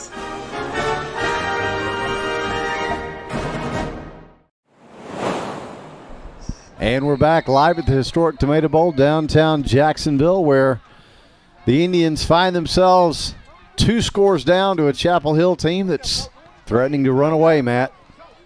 That's a short kickoff. This one's what did Ryan Walker fielded by catch? Walker. And can you call a fair catch when the ball's dribbling to you? No. He just you can't. That's weird. I mean, the official, I can't believe he blew the whistle, but you can't call a fair catch when the ball's dribbling. Well, he didn't take a knee either, did Walker? I mean, he didn't take a knee. He just stood there and handed the ball to the ref. That's strange. But it will give Jacksonville decent field position here. If you're going to do that, you might as well try to pull what North Texas did against Arkansas a few years ago. I mean, he could have run 10 yards. Just run that thing back after everybody stops. Yeah, I remember that. Oh, it was a punt, wasn't it? It was. Yeah. It was. And that was actually one that could have been fair caught. So check out the beast package here on first down. So Jacksonville just looking for an early first down with Walker, but boy, they sniffed it out that time, did Chapel Hill. Oh, they just crashed. I mean, the linebackers just crashed everything right there and just stuffed it right at the line of scrimmage and didn't even give Walker a chance to find a crease. He's actually going to lose a yard. Second down 11 as Ryan McCown will, standing on the sidelines with his helmet in his hand, as the Indians trying to slow this game down and get some first downs out of this beast package and control the clock, because Chapel Hill has scored on all 4 offensive possessions. So we'll see if Walker can make anything happen with the stretch play, as he does get to the second level for a few. Yeah, puts his head down, gets that edge. Now here comes the regular offense. As well, he didn't get as good a spot as I thought. I thought he got about 5, maybe 6, and they only gave him 3.5, 4. 3rd and 6 now. Now 3rd and 7, closer to that. So with 8:22 and counting, Jacksonville had a 3-and-out on their last offensive possession, and Chapel Hill took advantage of that with a big punt return and then the 36-yard touchdown pass to go up by 2 scores. Need a conversion here. So trips left, 1 right, swing pass to Kennedy as he turns the corner and gets out looks near like he got midfield. it. We'll see where they spot him, and they do give him enough for the Bill McRae Ford first down. Boy, what a great block out there by Jermaine, turning that corner back inside, and Jawalen, as he's been doing so well, waited for the block. He just didn't catch it and sprint, or Jermaine wouldn't have been able to get that block. And he waited, and once contact was made by Jermaine on the corner, boom, there goes Jawalen around the edge for the Bill McRae Ford first down, puts the football right at the 50. Coda Kennedy checks in for Jacksonville at receiver. Watch for him to be a potential target. He'll be on the outside of on the right side, and they'll look for him. And Kennedy is got first down yardage. Jermaine. Bill McRae, check that. That's Taylor. Taylor, yeah, excuse me. As I trip all over myself, he does pick up the Bill McRae Ford well, it's first my bad. down. I was talking so much about Coda. You had Coda on the mind, but it was on the other side to Jermaine. What a laser thrown by Ryan McCown, as the soft coverage for Chapel Hill pays off for Jacksonville, because Taylor became a heck of a running back once he caught that football. Picks up an extra 7 or 8 yards on the yak. First down for Jacksonville at the Bulldog 34. This is a huge possession for Jacksonville to get some points out of this. 2 receivers each way this time for the Indians. McCowan with a little bit of time now, rolling right, feels the pressure and oh man, fires into coverage. Ball thrown over the head of Devin McEwen, and McEwen really didn't have a chance to have a shot at catching it. Went over his head and almost intercepted. So 2nd and 10. And not sure that Jermaine Taylor might have drawn this free safety. I'm not sure that was the right route. Not saying Jermaine didn't run the right route, but something was wrong, and there were too many defenders in the secondary for Chapel Hill to be on that pass right there. So 2nd and 10, 34-yard line of Chapel Hill as Jacksonville's offense needs some points here, Aaron. Trips left, 1 right, go the receivers. McCown looks for Taylor out to the left side, and he'll get a few out to about the 30. Check that, about the 27. Jermaine, he got up and signaled first down. Nope, it's 3rd and 5. He's seen so many guys do that after a catch. He just said, first down. That's what he needs to do in this next play. Kennedy checks out. Ryan Walker will check in. No, Kennedy stayed in. I'm sorry, that's not John Johnson. Yeah. So Kennedy remains in at receiver for Jacksonville on 3rd down 5. See if Jacksonville can keep the drive going as McCowan hands off to Kennedy, who stretches the play to the right side. He's got the Bill McRae Ford first down, and they do keep the drive alive. Gets the edge out there. Nice blocking. A lot of talking. Separate, fellas. And separate. Hey, Ryan Travis knows when to signal first down. He's giving the signal up here in the booth. Yeah, official stopping play right here. There's a little chit-chat going on, and timeout Chapel Hill. So we'll take the short break with them and come back. This is Fighting Indian Football on JHS-sports.com.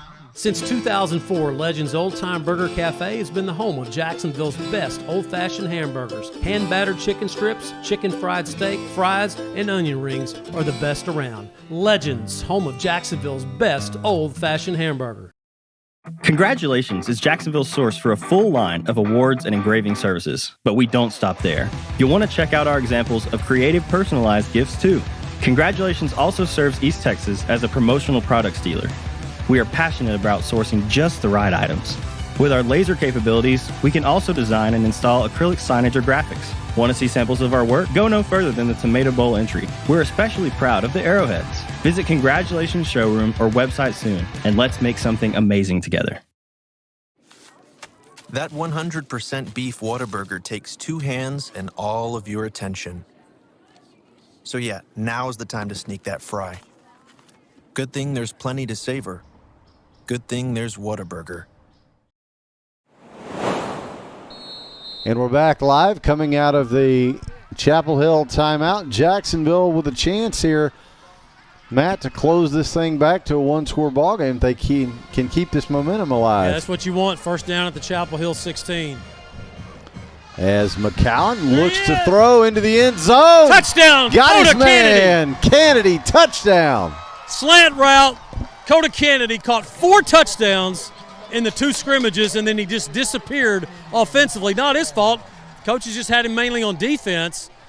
And Coda caught the touchdown pass. Jacksonville's only score last week against Kilgore. He's on the board with his 2nd touchdown catch of the regular season as Jesus comes on board to try to tack on extra point. Number 21 for Jacksonville. So the extra point attempt brought to you by Neighbors Coffee is up and good. So with 6:44 to go in the first half, our score now, Chapel Hill 28 and Jacksonville 21. After this short break, we're back for more Fighting Indian Football on JHS-sports.com.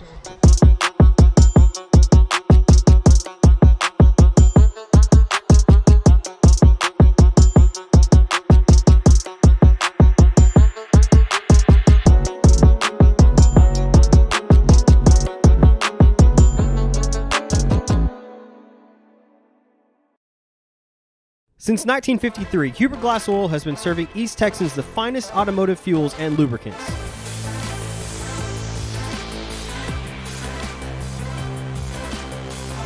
Hubert Glass Oil Company, the clear solution for your business. When life throws you a curveball, give it to the guy who can knock it out of the park. A high drive to right, sending Ludwig back. It's gone! Micah Hoffpower. Call Micah Hoffpower at Texas Farm Bureau for all of your life, auto, and home insurance needs. And we're back live at the historic Tomato Bowl downtown Jacksonville, where the Fighting Indians have just closed the gap to one score with another Fighting Indian scoring drive summary. Here's Todd Travis. Todd? It was an 8-play drive, covered 60 yards, finishing with a touchdown pass to Dakota Kennedy, making the score 21-28. It's a great drive by Jacksonville to answer. They needed that so bad. Here's the kickoff by Cabrera. It's a high kickoff to the near side. Fair caught. A little short. At about the 39. It's all right, though. Jordan keeps it in bounds. Well, I was going to say where Jordan had kicked the earlier kick out of bounds, that might have been going through his mind there. Yeah, and I'm not sure with this Chapel offense if, they get the ball on the 25 or the 45, it doesn't matter. They can score from anywhere on the field, so you might as well take a short pop-up and see if you can create a turnover, but they fair catch it, so they'll start this drive at their own 39. Track meet here at Tomato Bowl, 28-21 Chapel Hill. They've scored 4 times on all 4 offensive possessions. Can you get a stop here, please? So Stewart, the back, gets the handoff and gets away from the first contact, as it looked like he had a chance to upend him there, Matt, and he kind of sidestepped that contact. Well, Jacksonville is missing Michael Miles. We talked about it in pregame. He's out. He was concussed last week, and the sophomore, the leading tackler, not playing tonight. He's been a force. Jacksonville's missing him. Look out. And so now Jacksonville, good coverage. Oh, wow. Trent Powell, nice tackle. I tell you, Trent Powell had 11 tackles against Sulphur Springs. He may be a guy that – no, check that was Thad Hoffpower, not Trent Powell. Thad Hoffpower with a nice tackle right there as he comes up from his safety position to get the quarterback Brisbane before he could get out in the open field. 2nd and 10. Just gets back to the line of scrimmage. Nice play by Thad. So receivers all stacked up on this right side for a screen. Can Jacksonville bust it? There's got to be a hold. You would think. There's the flag, yes. I just had to talk a little louder. I don't know. That's it. No, that flag was thrown because the Jacksonville coaches were all in the ear of the head linesman, and it was clearly a hold because it was Dakota Kennedy who got held for Jacksonville, and he's shaking his head talking to one of his former classmates there, Tyson Berry, who was in Jacksonville, I mentioned, for several years, and so they're going to get Javen Mayfield, the junior wide receiver, for holding. And it'll be from the spot. So they'll put the football down back at the original line of scrimmage. So I guess that negates the play maybe. 2nd and 20. So there'll be 2 receivers each way for the Dogs. This is going to be another deep ball from Brisbane. He's beating everybody downfield. And another touchdown, and again, the Jacksonville secondary gets smoked. 61 yards this time, and as I've been saying in the break to you guys, I'll say it live on the air, we just can't cover them. I'm sorry, we're just not getting over the top. We're getting beat. It's just you put 2 guys side by side, and you say do a dead sprint. Well, I mean, even if you give the Jacksonville secondary 7 or 8 yards, they still can't stay with them. Got to get those hips turned around. You got to pedal. You got to get out there, and they're just not doing it. So now Campos on for the extra point.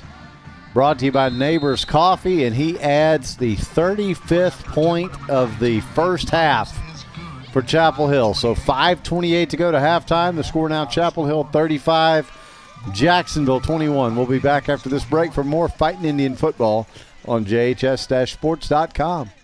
As ETMC joins the UT Health family, we're bringing a new vision of healthcare to East Texas, where the brightest minds in academics and medicine work together to treat the most complex health challenges and improve lives, where access to world-class medicine and cutting-edge technology will bring health, hope, and a brighter tomorrow. We are UT Health East Texas, advancing healthcare together. Dr. Darwin Dar and his staff at Dar Chiropractic specialize in family chiropractic care, exercise rehab, digital x-rays, nutrition and weight loss programs, decompression, and chiropractic wellness care. Located down the street from the Tomato Bowl, Dar Chiropractic. They can help you feel better. And we're back live at the historic Tomato Bowl, downtown Jacksonville. 5:28 to go the half. 35-28 in an offensive shootout. And Jacksonville will start with this one at the 21 after Trent Powell able to finally pick that one up and get going. Just checked on Devin. He said the coaches are going to hold him out for the rest of the half and then evaluate him at the half, but I can tell by the look in his eye it's going to be hard to keep him off the field in the second half. But you know, you got to do what the trainer says. You got to do what's best for you, and they're going to hold him out and check him out here on that ankle. So he just tweaked it pretty good. So Jacksonville will get possession of the ball here. They'll start this drive at their own 22. So with 5:22 remaining, you're only down 2 scores. It's still, this ain't like Kilgore last week, I can tell you. That game, you knew it was kind of over, pretty soon. Not this one, because Jacksonville has shown an ability to match, maybe not point for point, but they can score. So 2 Indian receivers each way. McCowan turns and fires. Shot. To the right. Boy, did he have some velocity on that. Man, that was a Nolan Ryan fastball, which, by the way, Todd, I watched that Nolan Ryan movie on Netflix last night. That was fantastic. Really good. I was really good I was flipping through Netflix the other night and saw that and didn't pull the trigger, but now I think I will. You'll enjoy it. It's well done. So 2nd and 7. As Jacksonville picks up about 3.5 on that. They'll milk this clock. Under 10 on the play. There's the snap. I have 2 receivers on either side for McCowan as he gets away from some pressure, fires incomplete. Nice job throwing that ball away by Ryan. That's his 3rd throwaway. We didn't see Ryan do that much last year, and that contributed sometimes to some of his interceptions, trying to throw in areas that when the play's over and you don't have anything, just throw it away. So he's learned from that. Yeah, that really is a mark of maturity. It is. Yeah, it is. And amazingly, when you get to those next levels like Ryan hopes to be next year and playing on Saturdays, they actually practice that. They have drills where they practice throwing the ball away. Sounds weird, but you got to have those reps doing that. So 3rd down, 7 to go.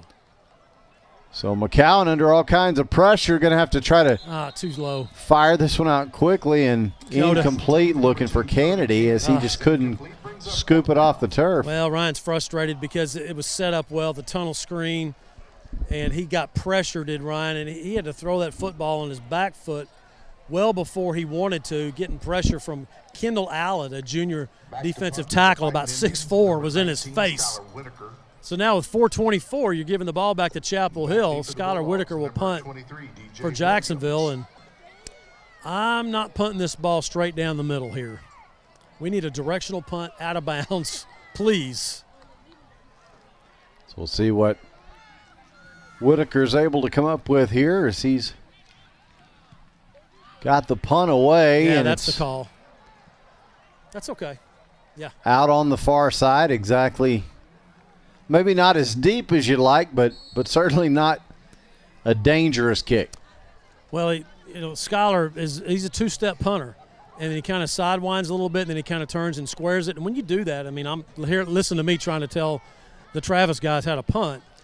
But I was a punter back in the day when the ball was square, and it was harder to punt a square football. Let me tell you. But I digress. But that was a good directional punt. You don't want to kick it down the field to these guys. They'll run it back. Pretty good field position, though, on the 43 of Jacksonville for Chapel Hill. Man, I am going cover 12 here. Yeah. Like, get back. Is there a cover 12? I don't think so. A prevent to the prevent. Yeah. Put a guy on the goal line. Stretch play, though, this time. Lots of room to run. Now hurdles a man and in for the score. Man, he didn't hurl that guy. We just whiffed. I mean, John Johnson. I should say he stepped over him. I mean, after John Johnson was. You got to stay on your feet, John Johnson. You can't go and dive at a guy's ankles like Ricky Stewart. That sophomore will make you miss, and he just stepped around him. I mean, he didn't really have to jump over him. Just a terrible tackling technique right there, unfortunately. So, man, 42 points at the half?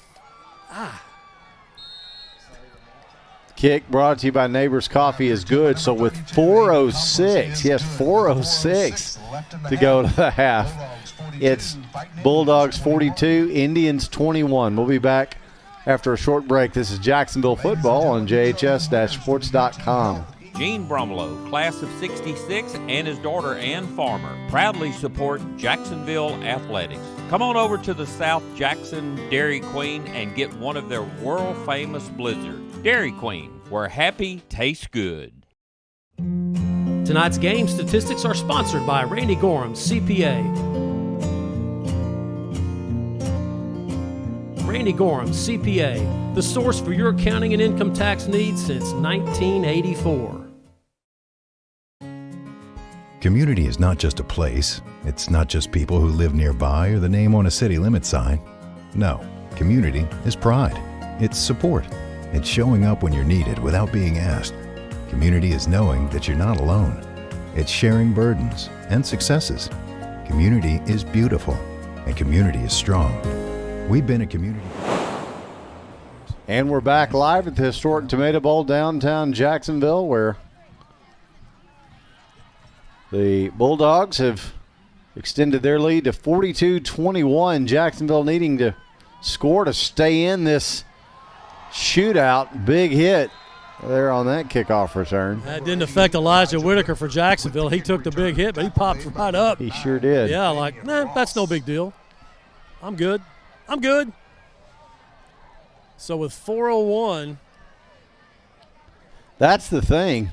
Yeah. We're not even at halftime. So if you're Jacksonville, you have got to score here to just try to keep some pace. I mean, you think about it. This is shades of College Station in the 17 playoffs when they scored on all 10 possessions. Yeah, they sure did. Well, here's Chapel Hill. They've scored on all 6 offensive possessions. Yikes. So 2-by-2 go the Indian receivers. Kennedy is the back with McCowan, and he'll get the handoff. Will Joellen, and he'll be spun down close to the original line. Decent spot right there. He got knocked back to the original line, but yeah, they'll give him progress. They will. 155 pounds, maybe. Joellen Kennedy, the senior for Jacksonville, the leading rusher. He runs a lot harder than 155 pounds, let me tell you. So they gave him 2, 2nd and 8. And now McCowan looking to the left, throws, and he's intercepted. What a great play. I mean, number As 12, Trevor Brooks. Boy, he just went up and high-pointed that thing. Looked like Coda Kennedy at the Athens game. He sure did. I mean, he just jumped up and jumped the route and got enough vertical on his jump to kind of tip the ball to himself, and then he comes down with a pick. So that's what we were talking about. It's not even halftime yet. There's 3:25, and here's Chapel Hill with the ball, the Jacksonville 42. At the Jacksonville 42-yard line. So the Chapel Hill offensive machine comes back out. Jacksonville's just got to find a way to get a stop here. 2-by-2 go the receivers. Stewart the back gets the handoff left side, stretch play, good blocking. And he turns the corner. We're going to the finally forced out of bounds. Go ahead, Matt. No, excuse me. Going to the wide side of the field. Jacksonville, nice job stringing that out, forcing Stewart to hit the sideline before he got the first down, 2nd and 3. He picked up 7, so 2 receivers stacked on the right side, 1 on the left. Look out. Little toss back play here. They're going to now pitch it back to the quarterback. And Jacksonville's going to blow this one up. What a nice play. What a play. What a play that was. Man, nice play by Pooh right there. We call him Pooh as Boyd, DeVarian Boyd, the big defensive tackle. I mean, it was a reverse and then another reverse, a toss back to the quarterback, and Jermaine Taylor doing a nice job staying with the receiver. Brisbane had nowhere to go, and DeVarian Boyd gets off the block and open field tackles the quarterback. Yeah, that's a heck of a play. That's a massive play. Wow. So watch the deep ball here. So now Brisbane 3rd and 24 wants to load up for a deep ball. Jacksonville needs to bring pressure. Got to hold. Yeah, the flag came in the area of the hold. There is a marker on the field. Depending on the play, number 3. So Barry, the intended receiver, Brisbane was wanting to go deep. That is the call, holding. They'll get Dylan Drummond, the junior right tackle for Chapel Hill, for holding. It's incomplete anyway. Let's see if Jacksonville declines this penalty. As you hear the field mic by the head official, it is declined. Good call by Jason Holman, the Jacksonville head coach. On the incompletion, you don't need that hold. And for the first time, with 2:20 to go in the first half, they're going to punt the ball. So Jacksonville gets the stop they needed to kind of stop the bleeding on 6 consecutive touchdowns by Chapel Hill on their possessions. Finally, the streak has been broken. As Jacksonville will drop Elijah back, Zeke as we call him, for the first punt tonight for Chapel Hill. Zeke has a lot of speed. That's why he's back there. So the punt away is a good one. It's going to chase Whitaker, and he'll let it go through the end zone. Nice decision by Zeke right there. That was a heck of a punt. Wow. So Jacksonville will get it with 2:12 remaining. All 3 timeouts still remaining for Jacksonville. Chapel Hill's just burned the one, but heck, they don't need any timeouts here. So Jacksonville will get the football at their own 25. Check that 20 on the touchback. Fighting Indian ball, 1st and 10 at the 20-yard line. So McCown brings the Fighting Indians back out, looking to capitalize on the first defensive stop of the ball game. 2 by 2 go the receivers. Whitaker is the back. And McCown going to look to throw, rolls right, still looking, still rolling, and again just going to have to throw it away. Well, Chapel Hill is doing a nice job either on Jacksonville's receivers or the Jacksonville receivers just aren't getting enough separation. I mean, McCown's first progression, that's like the 4th in a row that he has been unable to throw to the first guy, and then he has to improvise. Stops the clock with 2:04, 2nd and 10. And you're still in that feel like, hey, don't go 3 and out. Don't give them enough time because they can score again. Yeah, absolutely. As explosive as they are. This time the handoff is to the near side to Kennedy. Big hit right at the line, right at the sideline. See where the spot is right there. And, man, if you're Jacksonville, you want the clock to keep moving. You don't want to go out of bounds. But that's what happens. Pick up a 3rd down and 8. 3rd and 8. You want that clock to be running. Stay in bounds. Just going at the half and regroup. Jacksonville can score 3 scores behind right now. I mean, you got to get some stops. There's no doubt about that. And you got to get Devin McEwen back in the second half. I'm not sure what kind of threat he'll be with that ankle injury, but hopefully they can wrap it up tighter. So 2 receivers each way. McCowan going to look for his check down to Kennedy. He's got him. What is that hold? Flag comes in. Oh, man, are they going to get Causey for a hold here? Yeah, Ryan McCown's reacting like it's going to come back. Johnson, there is a marker on the field. Yeah. Man, first down, you know, that's kind of been the story this year for Jacksonville. They've had, I can't tell you how many plays they've had like this where they had something good happen get called back.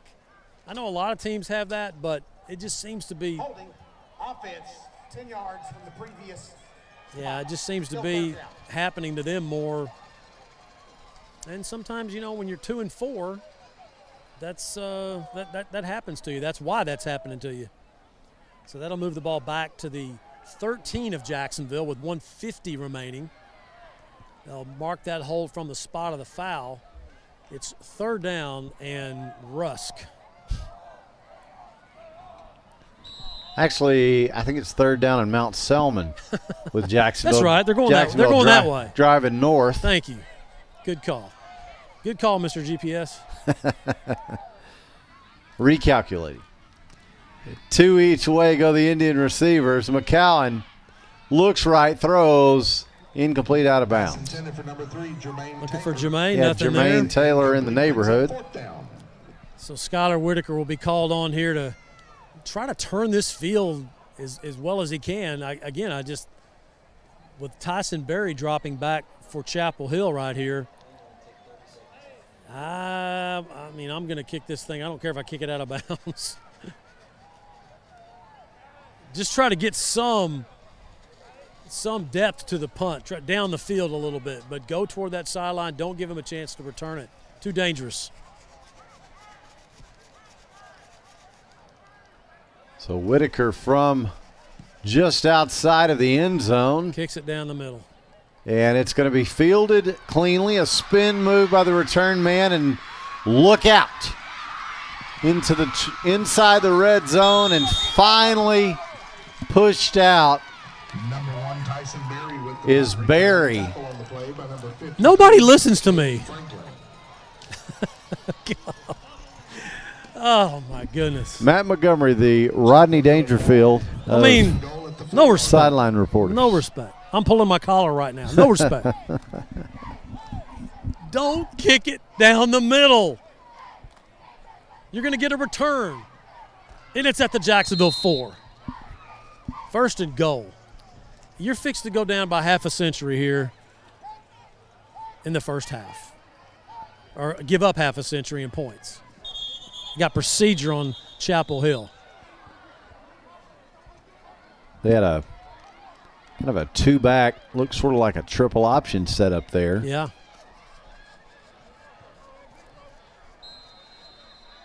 Oh, Raydell ran the clock about 20 seconds. In this case, I'm thank you, Ray. I like that. I'm all for it. Number 11, 5 yards, still 1st down. Officials not changing anything. Doesn't look like they.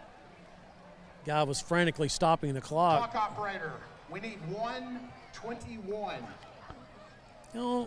8 seconds. Okay, Raydell, we're not taking that out of your paycheck. He appreciates that.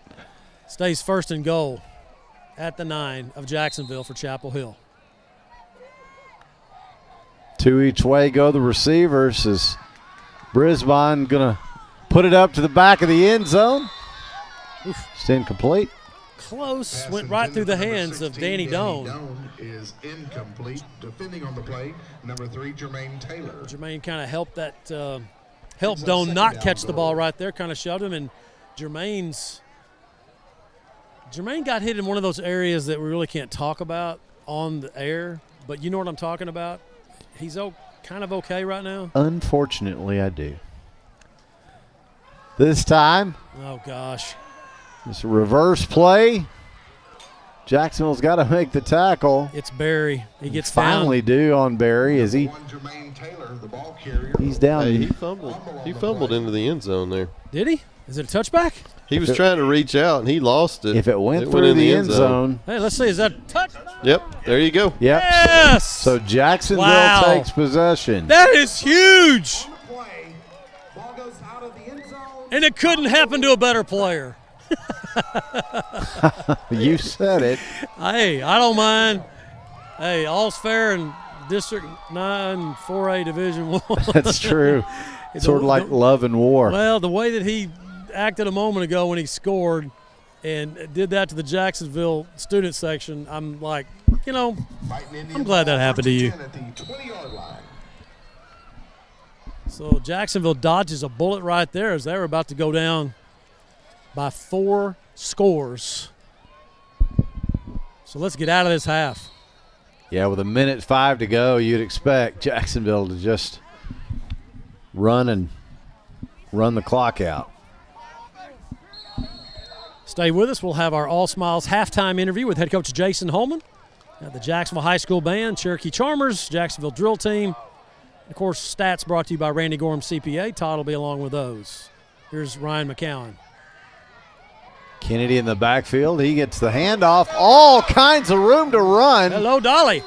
Out to the Jacksonville 40. That's good for the Bill McRae Ford first down.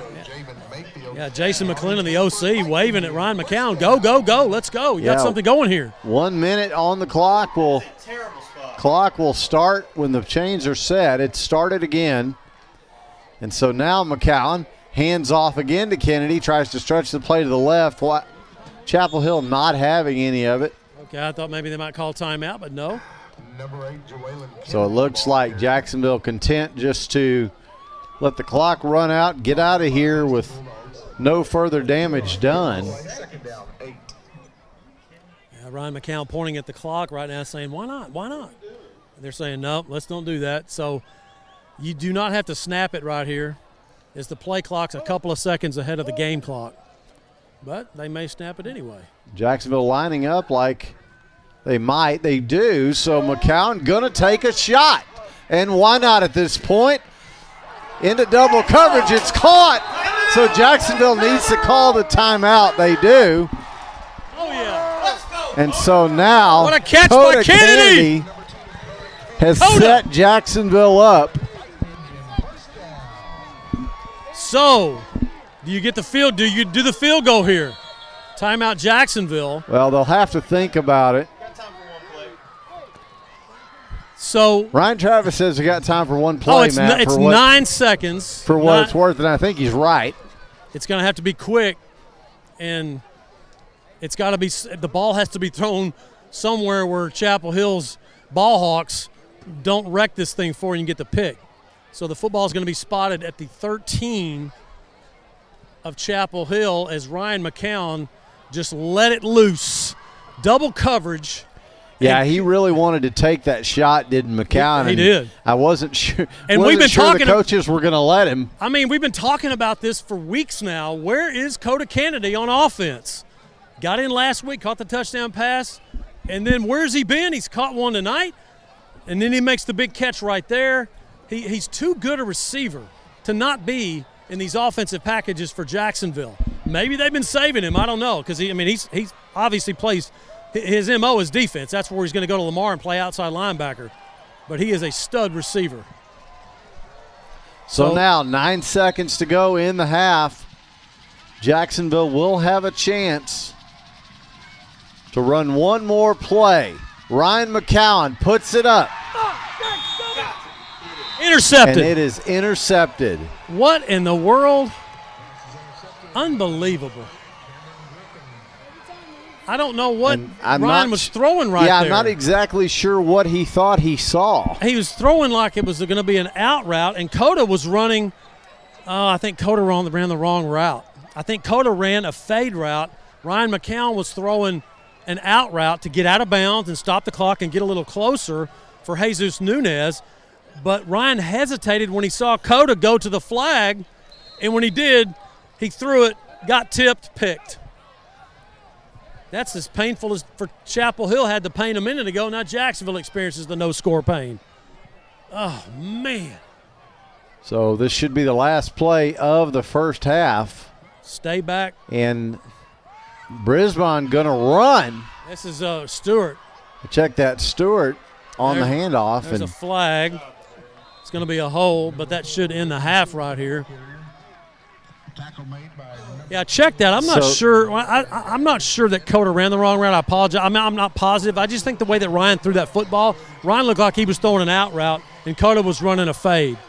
But nevertheless, that's going to end this first half as the officials now, teams leaving the field. Jason Holman still mic'd up with his headset on. He's walking across the field, Aaron, to talk to the officials. So we'll keep it here for a second. Devin is not walking like he's going to come. Oh, that does not look good. You see him? Yeah, and at this point, Matt, and I hate to say it, but don't play him. You don't. No, you got to have him.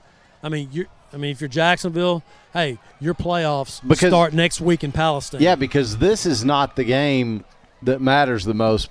Yeah, like you said, but in Palestine, that's going to be huge. Coach, it's a defensive struggle. Yeah, what a track meet. But you're staying in it. I mean, your offense is producing. You got to figure out a way to stop the deep passes. They're very dangerous. No question. And we knew that coming in, and we worked that all week long. Yeah. Sometimes it just takes getting exposed a little bit to finally wake up. But we managed to get a few stops, managed to get a couple turnovers there. That's what it's going to take. They're a high-power offense, no question. But you can score too. You got 21. Should have had. What happened right there? Was that a wrong route run, or what happened on that? They tipped the ball. Yeah, I saw him tip the ball, but I thought I saw a fade, and he was throwing an out route just to try to stop the clock. Maybe so. I don't know. I don't know how. Yeah. I couldn't tell by the trajectory of the ball what he was throwing to, but I'm proud of the kids for fighting because easily enough could have laid down. There's no question as fast as they were scoring. And, we got to come out the second half. We got to get a stop. We got to get things rolling. This has got a Crandall feel to it, Coach. I mean, you kind of had the same deal, and your kids are still playing hard. Well, you'd like to think if we can get a stop defensively that, we're going to move the ball, we're going to score. So we just got to get back in it somehow. Coach, appreciate it. Thank you. Head Coach Jason Holman on the All Smiles halftime report. Aaron, Todd, Ryan, back up to you guys. I'm going to let y'all do the stats, and I'll come back and catch Jacksonville's halftime show. Sounds good, Matt. We'll get turned around here as we welcome everybody into the press box here, high above the historic Tomato Bowl, for the halftime stats on the Whataburger Halftime Report. A reminder, if you make the order, our friends at Whataburger make it fresh. And we'll just go ahead and let everybody know that PA announcer Chip Pittman is having a lot of fun through the window that is conveniently located right behind the booth cam. Yep. Maybe we need to think about that before, a shade over before next week. So, Todd, it is. Or a camera facing him so there you go. Everybody else can participate. Chip cam. Yeah, there you go. Well, it's been a rough first half for the defenses. Really for both teams, as Jacksonville finds themselves down 42-21.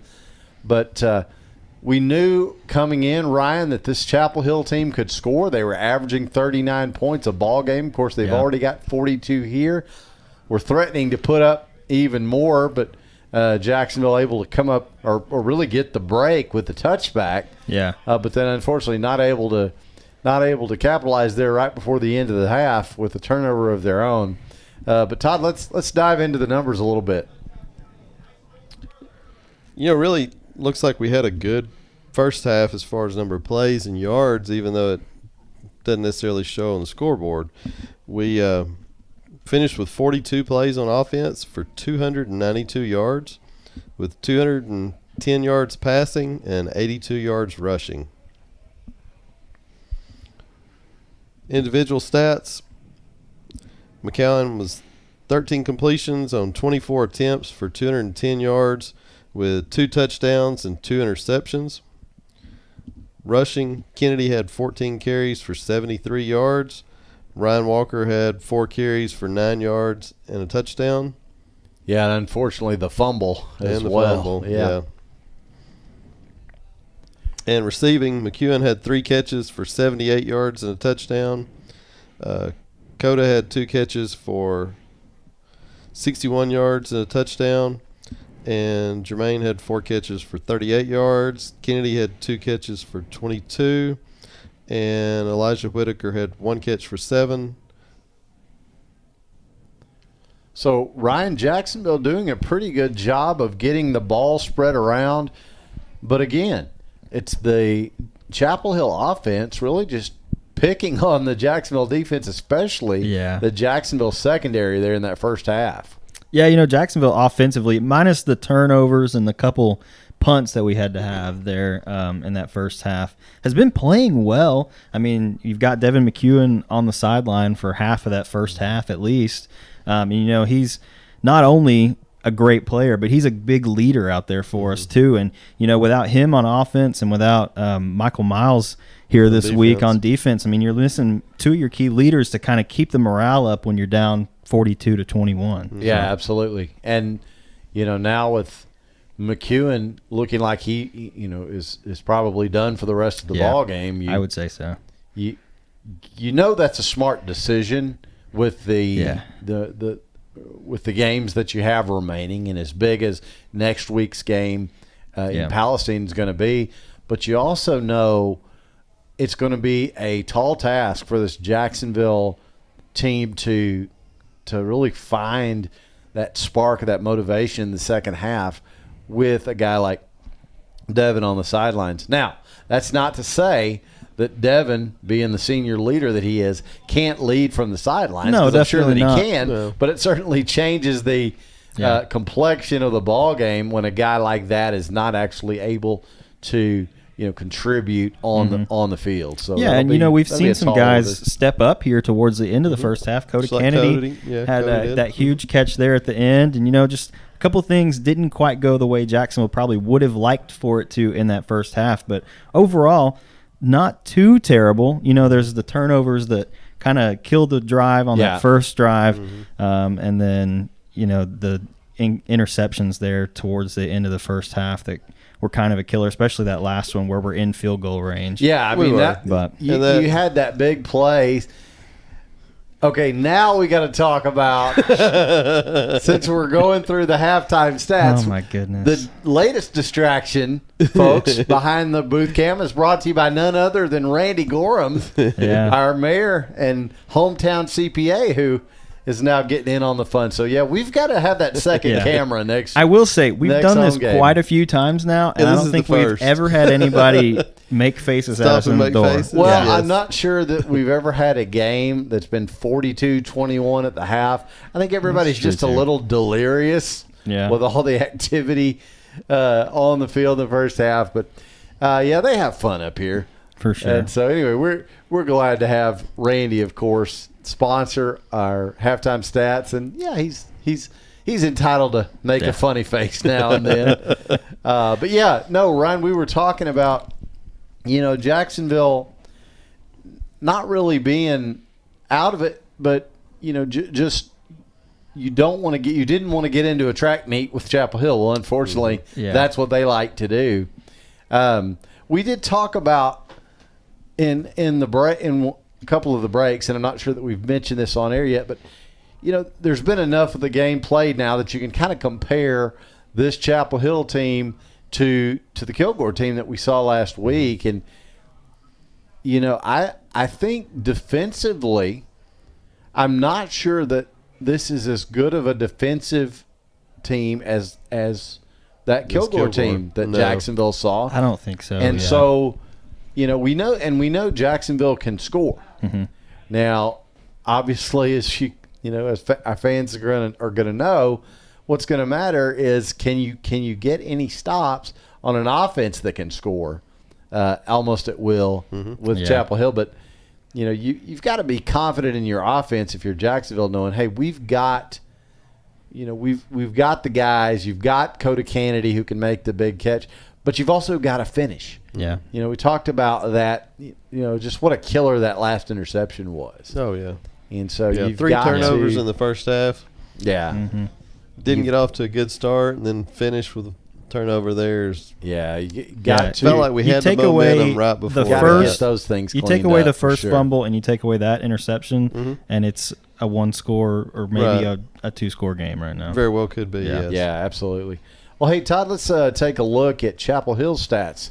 Chapel Hill had 23 plays on offense for 338 yards, with 191 yards passing and 147 yards rushing. So a little more balance than the stats we had looked at. And we knew coming in that they were a team that could do that they like to run, but that they also have the horses in the passing game, and that is exactly. Do you think they're enjoying throwing the ball a little bit? Yeah, I think they found those spots in the secondary that they want to go after. Yeah. And we don't have to name names. No, we just can't because match up the with fans them. have watched the first half. Yeah.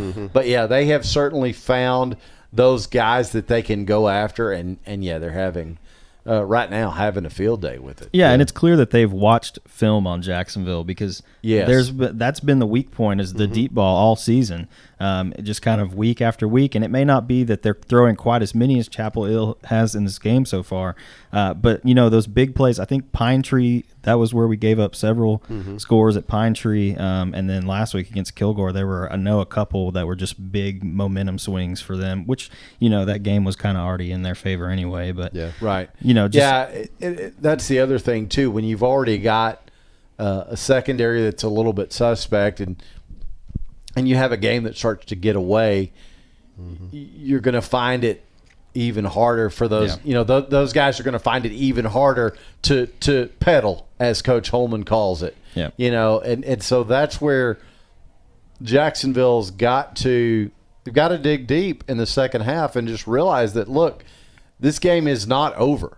But you are going to have to, if you're in that Jacksonville secondary, you're going to have to really sell out and really really go after making those plays. But another thing too that Jacksonville could do, we haven't seen this yet, and now with McEwen's status being questionable, maybe they don't have as much freedom to sub in as they would like, because we were talking in the first half in some of the breaks about you could put McEwen in there and you could put Jermaine Taylor back there.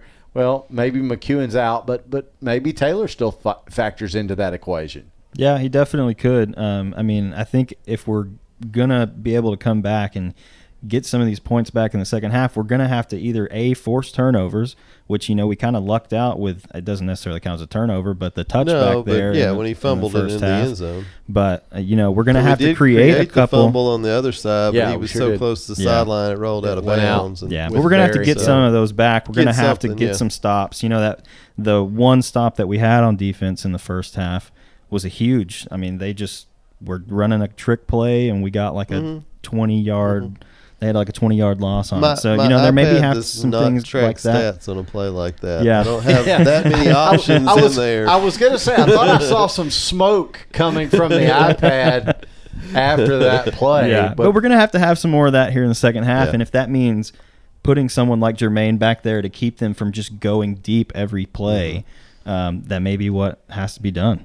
Yeah, absolutely. Well, Todd, were there any other stats that stood out, or do you think we pretty well have it wrapped in this 42-21 half? They scored quick, so time of possession for Chapel Hill was 6 minutes, 16 seconds, where we had it 17 minutes and 41. Yeah, doesn't translate to the scoreboard at all, but we had long drives. We had a 10-play drive and an 8-play drive. So we had some good, sustained, slow, methodical drives there. Some of that does come from them having a short field, though, because on those punts, we're not making the tackle when we get down their returner, especially that last one. I know specifically we had somebody right there whenever he caught the ball, and he just runs by him, and he gets down to like the 10-yard line. So those returners are definitely weapons for Chapel Hill. Absolutely. Well, Todd, thank you for bringing us the stats. Of course, the first half stats brought to you by Randy Gorham. He's your hometown CPA, and he has been here in Jacksonville since 1984. And makes faces at halftime. He makes it fun when he stops by the booth as well. And, we may have to have a shade up for the next home game, guys. But we'll get that figured out. But looks like the Chapel Hill band was finishing up, so we'll turn it around and hand it back down to Matt as the Jacksonville Fighting Indian Band, award-winning Cherokee Charmers, and the Jacksonville Twirlers get ready for their halftime performance. And Matt, as the Fighting Indian Band makes their way out to accompany those Cherokee Charmers, I'll throw it back down to you, partner. Thank you, buddy. Appreciate that. We'll now, on the Whataburger halftime report, show, if you will, the Cherokee Charmers getting ready for their halftime performance. Jacksonville Twirlers will follow as they're getting everything set up now. We're going to listen in to the PA announcer as they do such a great job introducing all of these halftime performances for Jacksonville.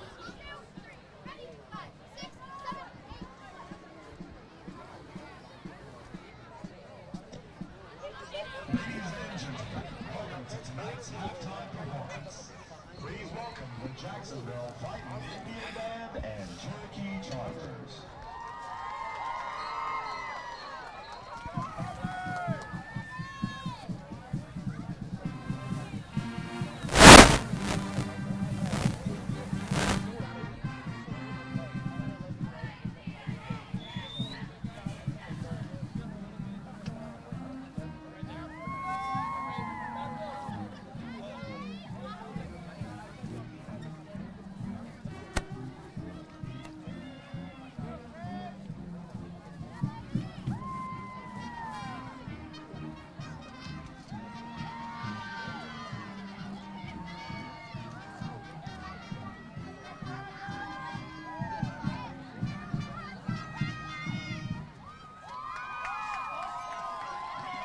Charmer officers for the 2022-23 school year from left to right are First Lieutenant Laura Simpson, Junior Lieutenant Kimberly Garcia, Senior Lieutenant Grace Crawford, and in the center, your Captain Brooklyn Hunter.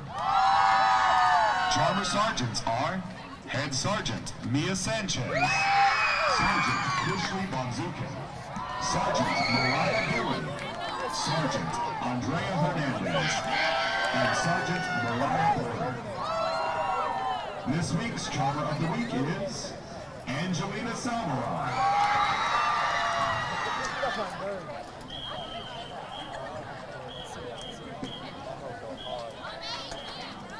Tonight, the Charmers are joined on the field by the Highlighters. For this kick-out game, we recognize and send our love to those who have bravely fought the battle against breast cancer.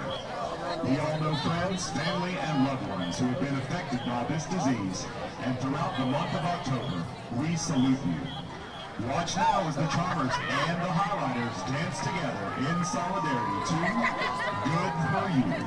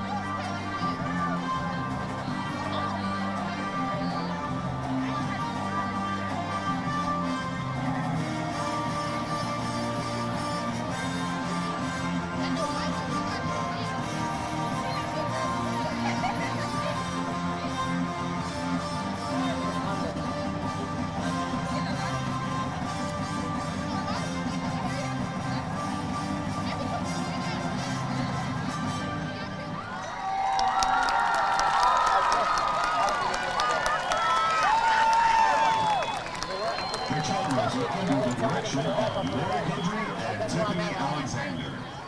Ladies and gentlemen, the award-winning Cherokee Charmers and Highlighters.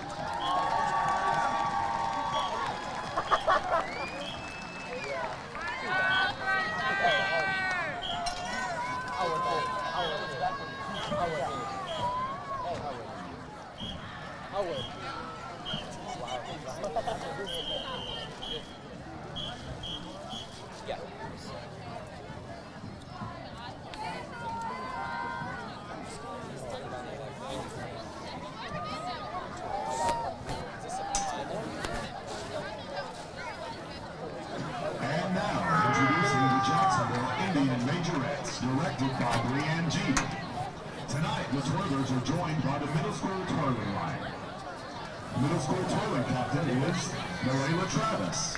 High school twirler officers for 2022-23 are Junior Lieutenant Natalie Joseph, Senior Lieutenant Janiyah Swindell, First Lieutenant Ellie Berry, and Captain Lauren Clark.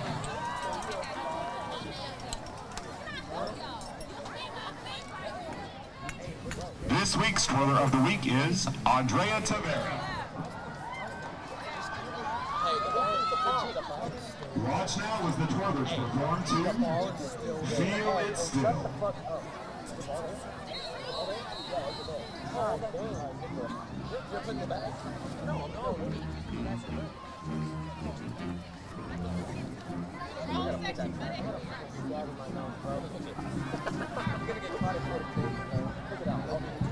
Listen, bro. Where I'm at right now, I'm going to take it, and when you tell me to put it back, I'll put it back. I'm going to try to sign it.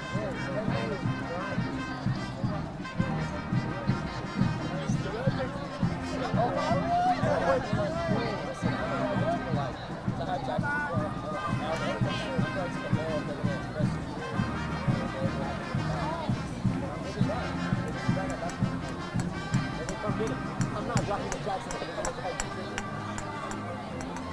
Or I'll give it to Rita. Don't post it. I got no Jacksonville. That doesn't matter, bro. No, because it doesn't matter. Huh?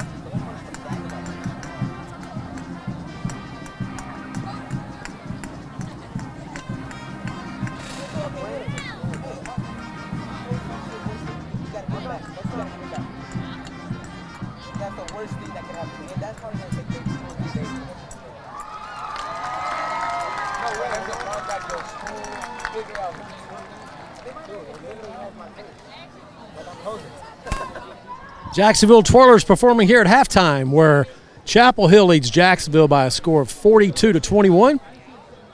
You're watching the Whataburger halftime report. Appreciate Whataburger for sponsoring all of our halftime shows on Jacksonville High School football here at jhs-sports.com. Now, for their halftime performance, let's listen in to the Jacksonville High School Band.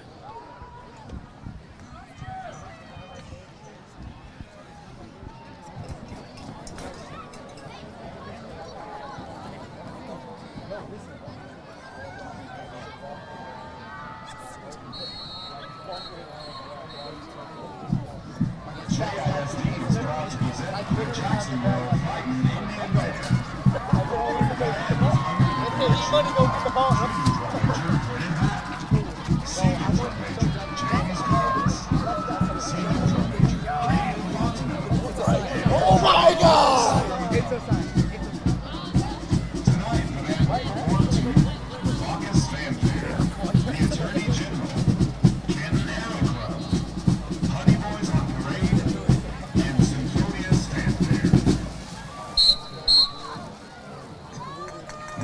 Center of the field, one of the most decorated military marching bands in the great state of Texas. That classic look, that awesome sound, that cry heard across the land. The Jacksonville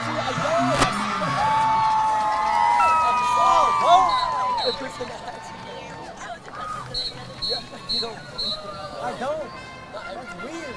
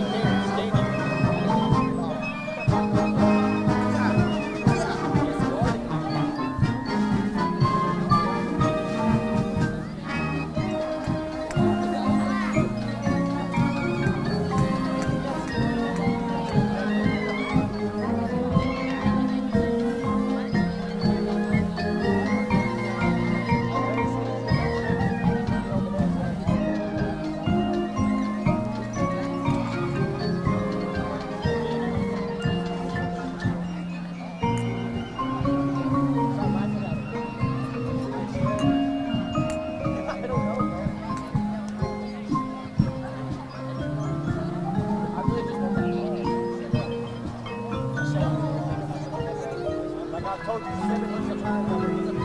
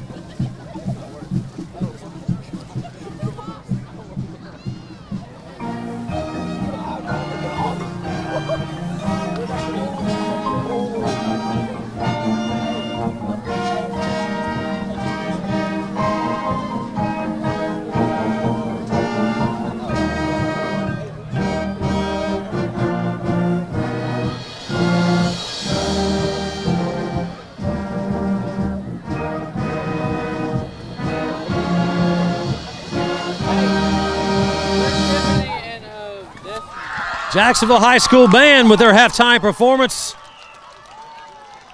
Here at halftime, Preston Parker, Preston Law, Catherine Barrier, Kim Beard, and Brianne G. Freshman of the week is Jesus Tavera. I appreciate. There we go. I appreciate Ryan Travis giving me a second to finish my Chick-fil-A chocolate chip cookie here. All right, good. Jacksonville High School He's just Band. giving me a hard time at this point. Well, that's okay. That's what he's good for. So, hey, let's look at some scores before the teams get back out here. They're both out of their respective dressing rooms and now coming out. Kilgore's leading Lindale at the half, 28-7. That's in Lindale. I'm surprised. I mean, I know Kilgore's good. I just thought Lindale would have a little bit better showing than that. Excuse me there. Hang on just a second. I'm getting my stuff together. I got to scroll down. Another surprising score, Henderson 27, Athens 13 at the half. How about that score? I don't know. Yeah, Henderson's winless. Athens has a couple of wins. Well, it just goes to show you anybody on any given week. Another score of interest in the area. It's halftime. Van leading Rusk in a big game. 14-13. Van ahead by 1 in that one. Other scores, I always like to look at the district Jacksonville was in for, like 18 years. Hallsville leading NAC 28-17 at the half. Marshall 14-0 over Mount Pleasant. As scrolling down here, As Jacksonville makes their way back out for the second half. That'll do it for the scores. See if Jacksonville is able to make some things happen in the second half. Chapel Hill will get the football as they deferred to the second half. As Fighting Indians coming out, looking around here, trying to spot some players that let's go, Ryan. Hang in there, man.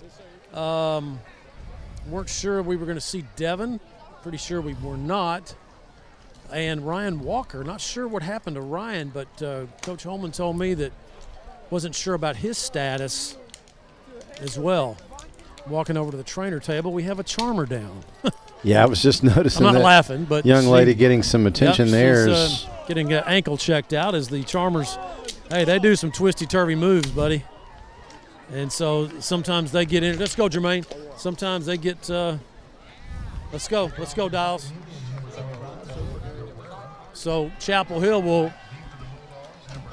drop Williams back.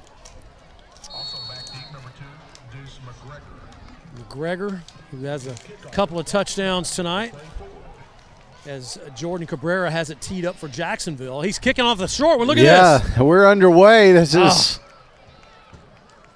a short squib kick that it looks like Chapel Hill fell on at midfield. I'm not even sure that would have gone the requisite 10 yards, Matt.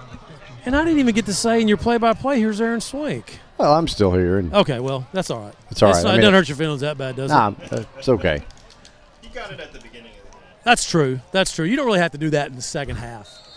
I just like saying it. So it's 1st and 10 for Chapel Hill on the short field of the Jacksonville 49 as the onside kick doesn't work. The little dribbler, Cabrera. Uh-oh, here comes Stewart. So the handoff is to Stewart. Straight ahead, he spins out of one tackle, and he's down about the 42. So, you know, I mentioned that big gain. Stewart is the 4th-rated running back in the state of Texas in his class, and he's just a sophomore. And that's pretty impressive. Had an unbelievable freshman year, as did Brisbane. He's also a sophomore. 2 receivers each way. Brisbane going to throw to the left side slot. Got his man. Going to make a couple miss. Now cut back out to the left side and still going. Man, that's first down yardage for Deuce McGregor. The Deuce got loose down to the 21 of Jacksonville. And the Deuce wears that number. Number 2. I mean, why not? I'm pretty sure you have to. Yeah, that's a rule. If you're going to be called Deuce, you got to wear number 2. First down Chapel Hill. Now they're in Jacksonville, deep in the territory in the red zone. So, again, the handoff is to Stewart. This time, though, Jacksonville able to stack him up. Oh, easy. Carson Shoemaker got there. Yeah, kind of kept the play going after the whistle. Caden Franklin arrived with a bad attitude. Helps wrap up Ricky Stewart. That's what you got to do with Stewart. You got to get him early because if he gets that second level, it's trouble. So just underway here in the second quarter, or in the second half, rather. Brisbane overthrows his intended receiver on the far side. Well, and it was good coverage by Cash Bearden. You know, Cash is really starting to be that cover corner that Jason Holman wants in his secondary. Of course, Chris Hall, the former Fighting Indian who's been coaching in Jacksonville for 7 years, he coaches the corners. Jermaine Taylor has checked in at the left corner for Jacksonville. So 3rd down and 9. Can you get a stop here? Trips right, 1 left go the receivers as Brisbane tries to throw a screen. Jacksonville needs to make a tackle. And they're going to be able to chase him back for negative yardage. And still going, and finally Barry is thrown down. What a huge loss. And it couldn't happen to a better player. Oh, Tyson Berry. Just get what you can. He kept dancing around there. He is a commit to San Diego State. How about that? The Aztecs. Yes. Tyson Berry, former Jacksonville resident. So fourth in the short field 30. As Zeke, Elijah Mayfield for Jacksonville, the sophomore, will check back in at the punt returner. Devin's out.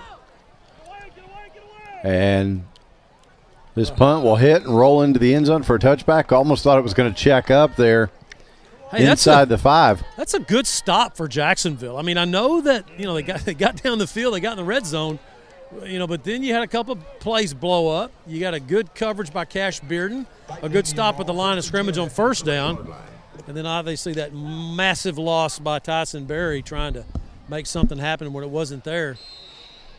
He was kind of hard to tackle, though. He wouldn't go down. So he slipped a few more tackles than he probably should have. So John Johnson is going to get some reps here for Jacksonville in that slot position with Devin out. So they'll go 2 receivers each way. Will the Indians, as McCown hands this off to Kennedy, and he makes his way around the right end for about 5. That's all Jawalen right there. I mean, there was nothing there. And he just bounced it to the outside and went north and south. As Jermaine, a little bit of a limp coming out right now. Coda Kennedy will check in at the receiver spot for Coda. Caden Franklin will check in as John Johnson will come out. You don't see that kind of swap very much, a receiver for a defensive tackle. And he'll check in at the H-back, will Caden Franklin. Only when you're a little bit thin, as Jacksonville finds themselves here tonight. The handoff is to Kennedy, and he goes straight ahead for a few more. And that is the concern. I mean, you said it well. They are thin. I mean, when you lose a couple of players. You've lost Jaden Boyd, of course, and of course Michael Miles isn't playing. Those are 2 key players, and then you pull out a Devin McEwen and a Ryan Walker here in the second half. Man, oh man, that is a lot of production from your football team that you're subtracting there.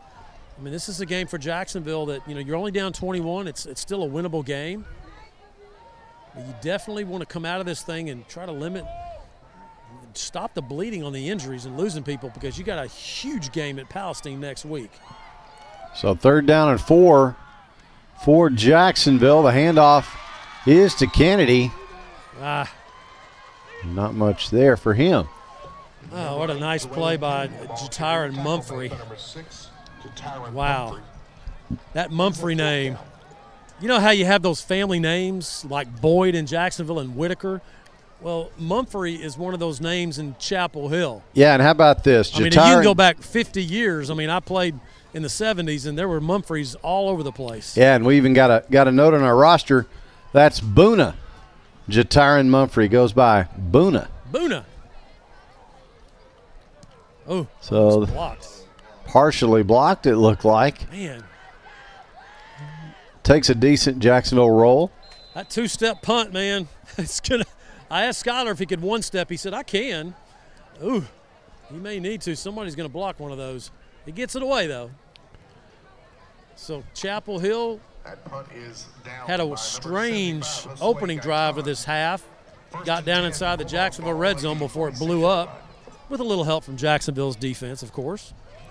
This is their second possession. They'll start it at their own 46. So 7:27 to go here, 3rd quarter, as the handoff on the stretch play to the left side. Can Jacksonville make a tackle? Not before Stewart gets out to midfield, as it looked like Jacksonville had him dead to rights and just could not quite wrap him up in the backfield. Oh, nice job. I thought Dakota Martinez of Jacksonville, the outside linebacker, I thought he got held. They didn't, no call, but he does turn it back inside, and Jacksonville's defenders doing a nice job getting back to get Stewart for only a 4-yard gain. So now the handoff to Stewart, and he tries to go around the left end, and he's Who is that? dragged getting up down. off the pile, right? That's Dakota Martinez.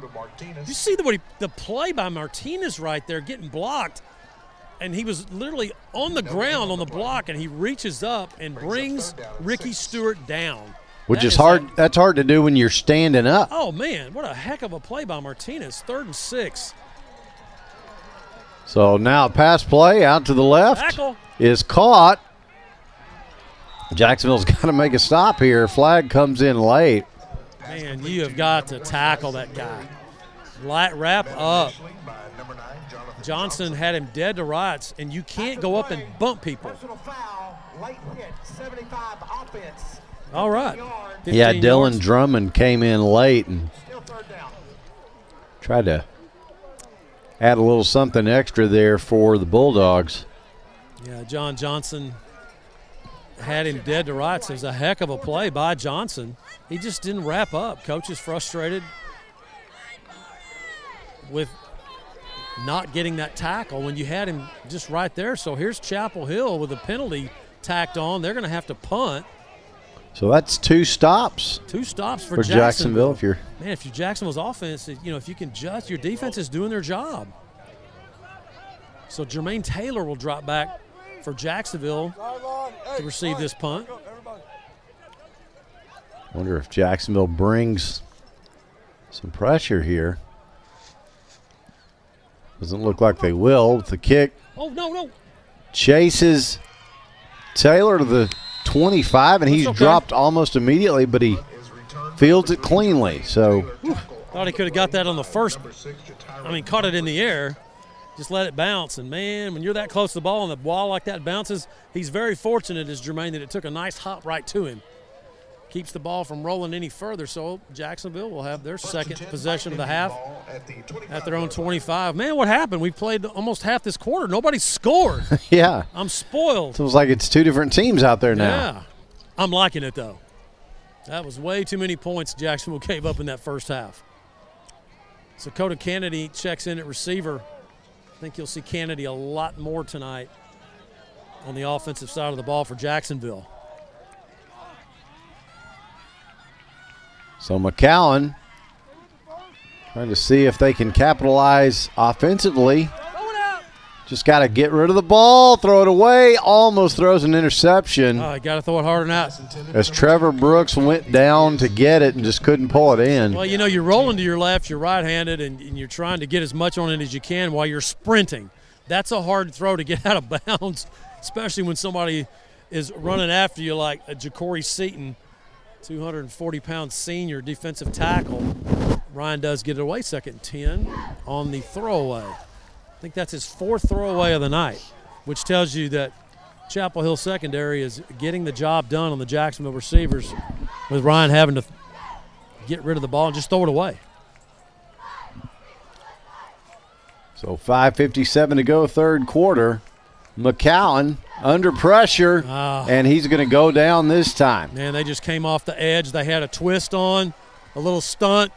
Tackles, they're so fast, Aaron, that you don't see many tackles twist. Like the tackles come up, they go around the right tackle, the left tackle, and they come around the edge.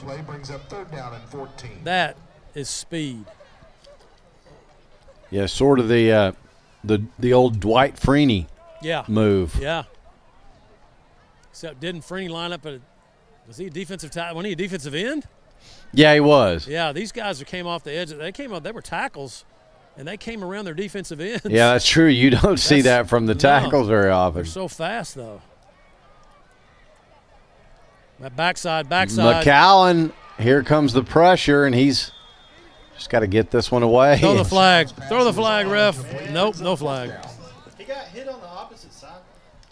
He sure did. Yeah, he chased him all the way. A little push at the end. It wasn't malicious, and I think that's why the official didn't really – he just kind of tapped him, and Ryan spilled. So 3 and out for Jacksonville as both teams now, after scoring 63 points in the first half, they're trading punts now. Did you have the over or the under, Aaron? Always the over. Yeah. When 2 offenses like this are involved. Yep. So Skylar Whitaker's punt is that's good high coverage. and takes a nice Jacksonville roll. Nice coverage by Jacksonville. Look at Hagan Ray, one of the offensive linemen down there for Jacksonville in the coverage. Is down by number 75, Jose. Nice job. Gaitan. And Josue Gaitan with the down right there for Jacksonville. So 38-yard line of Chapel Hills where they'll start this drive.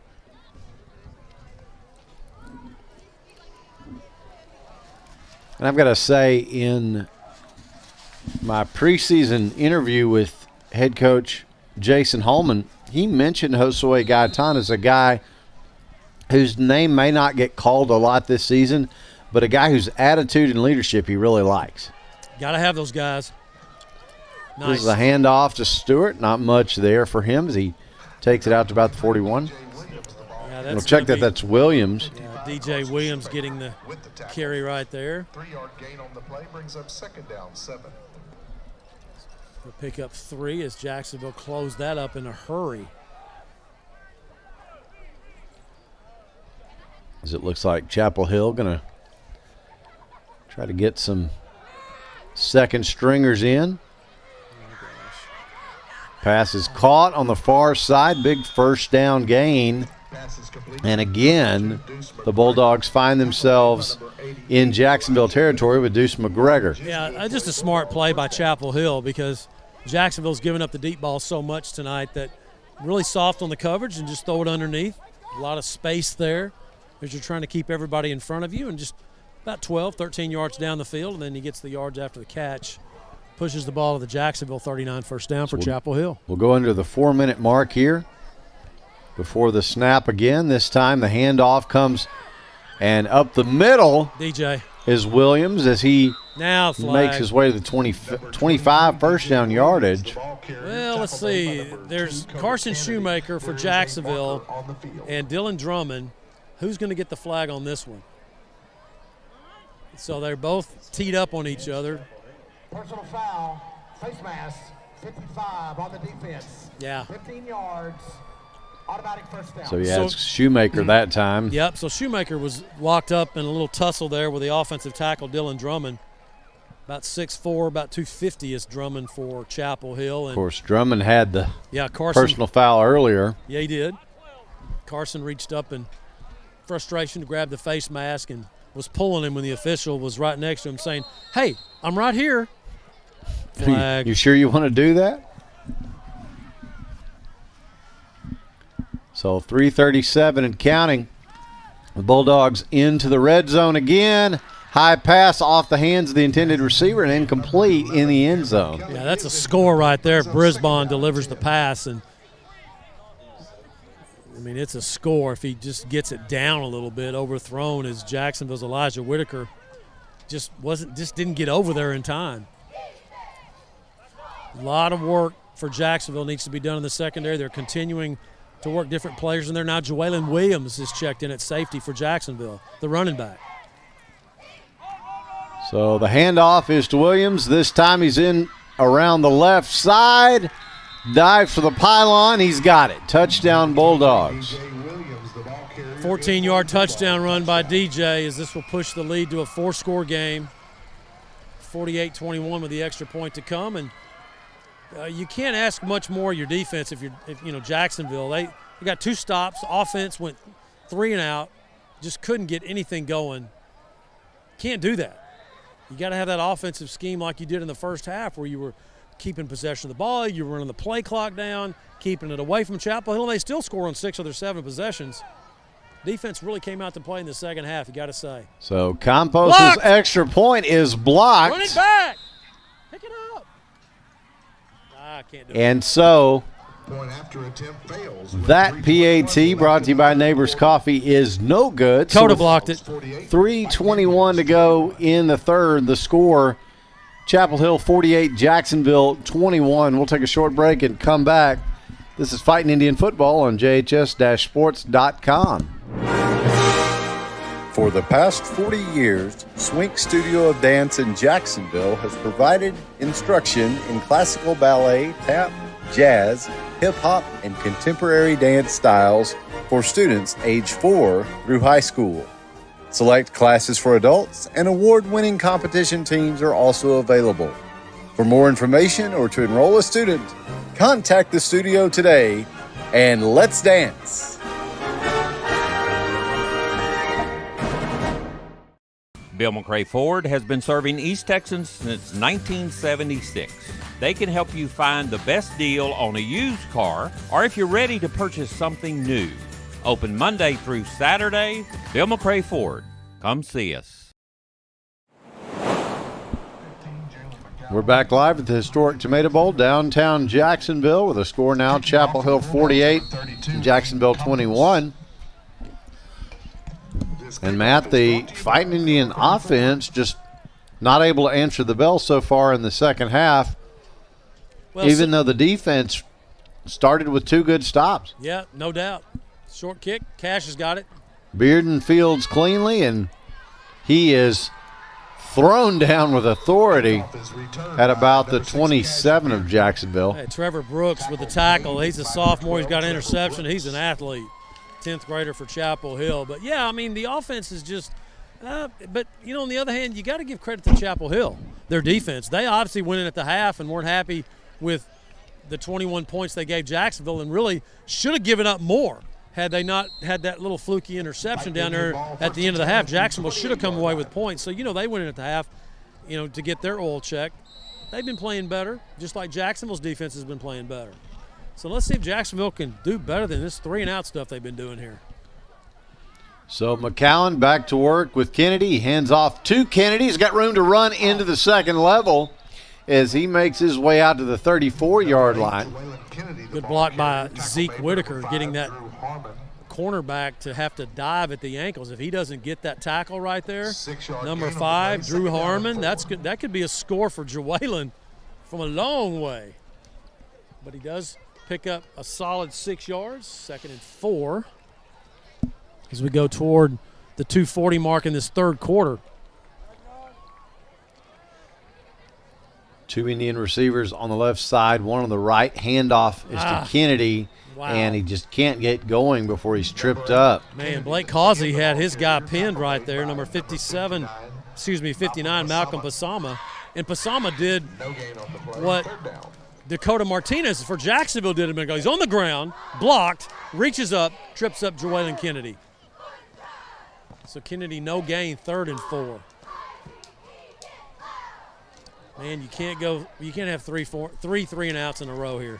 So we'll go under 2 minutes here at the next snap. The handoff is to Kennedy as he looks for a block on the left side, does not find one, and it looks like that's exactly what's going to happen, another 3-and-out. Well, that time Jawalen hesitated just a little bit too long that time. He should have hit that hole maybe a little quicker because he got caught from the backside by Kendall Allen off the edge, and Jason Holman said not at this point of the field. He's going to send Skylar Whitaker in to punt for the 3rd time in this half as you sense the frustration of this Jacksonville offense coming off the field.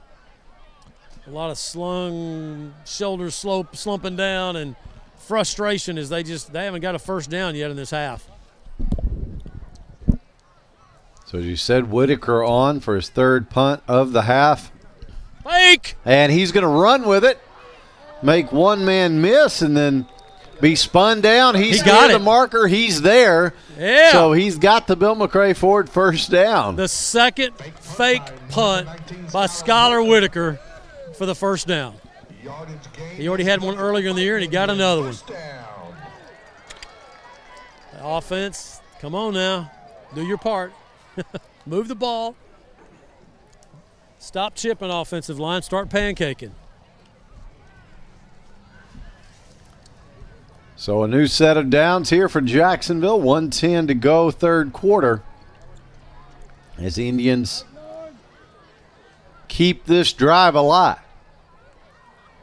McCowan drops back. A little bit of time. Now going to climb the pocket. Now here comes the pressure. And down goes McCowan. I mean, I don't see receivers helping Ryan.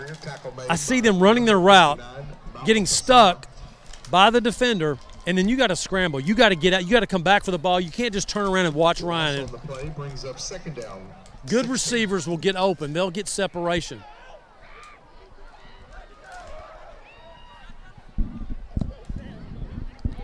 So the clock running under 40 seconds to go. 2nd and 16 on the loss of the sack of Ryan McCowan.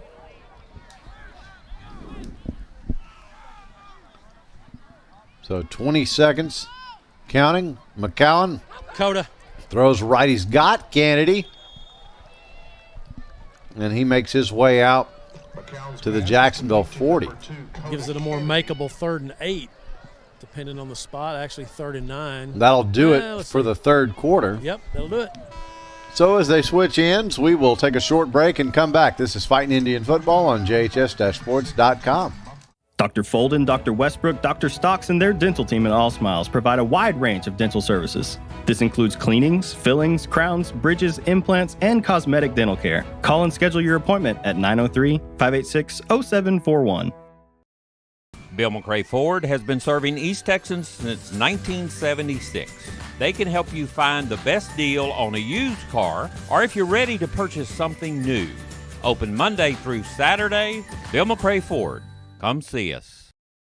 Congratulations is Jacksonville's source for a full line of awards and engraving services. But we don't stop there. You'll want to check out our examples of creative personalized gifts too. Congratulations also serves East Texas as a promotional products dealer. We are passionate about sourcing just the right items. With our laser capabilities, we can also design and install acrylic signage or graphics. Want to see samples of our work? Go no further than the Tomato Bowl entry. We're especially proud of the arrowheads. Visit Congratulations showroom or website soon, and let's make something amazing together. And we're back live at the historic Tomato Bowl as we get set to begin the fourth quarter.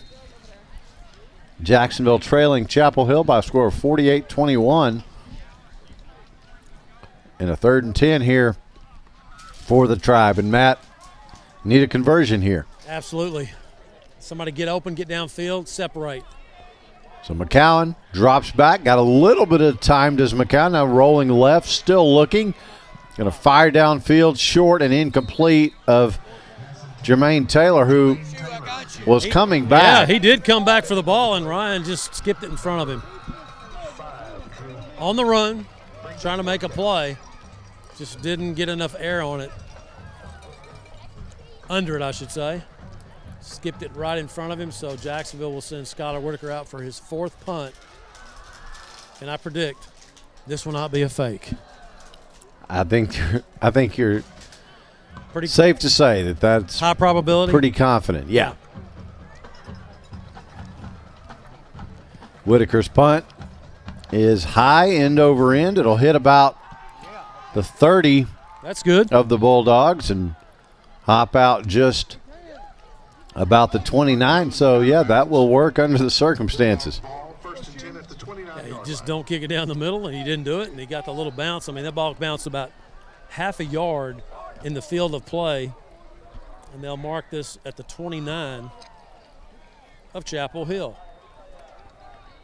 Bulldogs still with their starting quarterback Brisbane in the ball game, but a new running back, Quentin Greenlee, a junior, will check in with him in the backfield. Trips right, one left. Go the receivers. Handoff is to Greenlee. Right side stretch play. Lots of room to run for Greenlee as he puts his shoulder down and picks up the Bulldog first down out to the Jacksonville 41. And how many of those running backs do they have like that? He's the 3rd guy. Wow. Just popped off about a 14-yarder, 15-yarder. Trips left, one right. Bulldogs still looking to throw. Brisbane loading up, going deep. Got his man again, got another touchdown. The woes continue for the Jacksonville secondary. Deuce again. 59 yards. Well, you know, he's a 10th grader. And you know the old saying, the more, you know, for every 10th grader you play, you know how that finishes, okay? Now, they're checking on Zeke right now. It looked like he pulled something, and he's down on the turf. Let's take a break. We'll step away for a short break and come back. This is Fighting Indian Football on JHS-Sports.com. Since 1953, Hubert Glass Oil has been serving East Texans the finest automotive fuels and lubricants.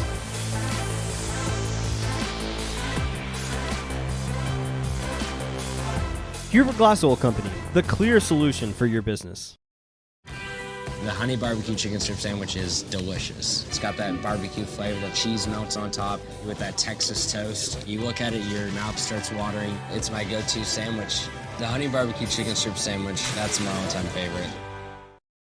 Hi, I'm Matt Montgomery. For the past 37 years, I've been helping people just like you get their financial ducks in a row. I'm a registered investment advisor and chartered financial consultant. We do portfolio management and comprehensive financial planning. Give me a call for a free consultation. Gene Brumlow, class of 66, and his daughter Ann Farmer proudly support Jacksonville athletics. Come on over to the South Jackson Dairy Queen and get one of their world-famous blizzards. Dairy Queen, where happy tastes good. Tonight's game statistics are sponsored by Randy Gorham, CPA. Randy Gorham, CPA, the source for your accounting and income tax needs since 1984. We're back live at the historic Tomato Bowl where Campos is on to add the extra point, brought to you by Neighbors Coffee. Kick is up and good. So with 11:09 to go in the ball game, the score now, Chapel Hill 55, Jacksonville 21. We'll take a short break and come back for more Fighting Indian football on JHS-sports.com. Community is not just a place. It's not just people who live nearby or the name on a city limit sign. No, community is pride. It's support. It's showing up when you're needed without being asked. Community is knowing that you're not alone. It's sharing burdens and successes. Community is beautiful, and community is strong. We've been a community bank for over 100 years, and we've never been more proud to be a part of this community. Austin Bank.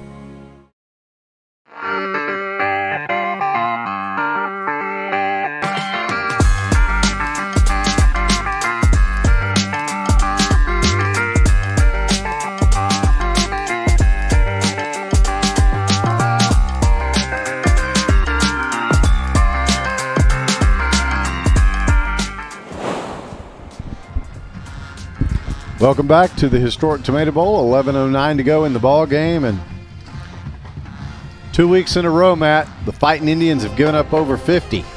Not a good look, Aaron. This kick is fielded cleanly, some room to run. So the Fighting Indians will start after McGowan's return at the 37-yard line. So I got our trivia question. In 1992, Jacksonville played at Chapel Hill. It was Danny Long's second year. This is more like a story than it is a trivia question. There was a playoff spot on the line. Jacksonville was leading 13-7. There were 2 minutes to go in the game, and Chapel had the ball at the Jacksonville 1. First and goal at the Jacksonville 1. Okay? Jacksonville held them for 3 plays, and now it's 4th and goal. You're up 13-7. You're about to give up the touchdown to win the game with seconds to go. We'll get back to it after this play.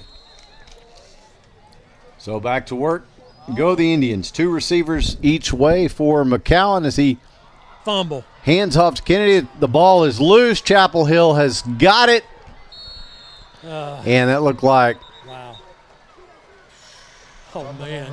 There's a flag. maybe a face mask to bring him down. No, there's a flag. Alexis came across the field for Jacksonville, and he just absolutely cleaned up in a very vicious way Quentin Greeley, number 10, and that's going to be the flag. So they'll put, again, another insult to injury for Jacksonville. They have a bad play, and then they add to it. Number 78, blue, 15 yards, still first down. So, yeah, Alexis Martinez just letting this frustration get the best of him. He said still first down, but that's not correct. It's not still first down. It's first down Chapel Hill with a fumble recovery. So that's I think that's the 4th turnover, 2 fumbles, 2 picks. That's right. For Jacksonville, so keep moving. All right. So anyway, back to the trivia question. It's first and goal for Chapel Hill in 1992, playoff spot on the line. And this is Danny Long's second year. Jacksonville is trying to turn this program around after being 0 for the 80s. Okay? Yep. We'll get back to it at this play. 2 receivers each way for the Bulldogs. This time the handoff is to Greeley as he is blown up.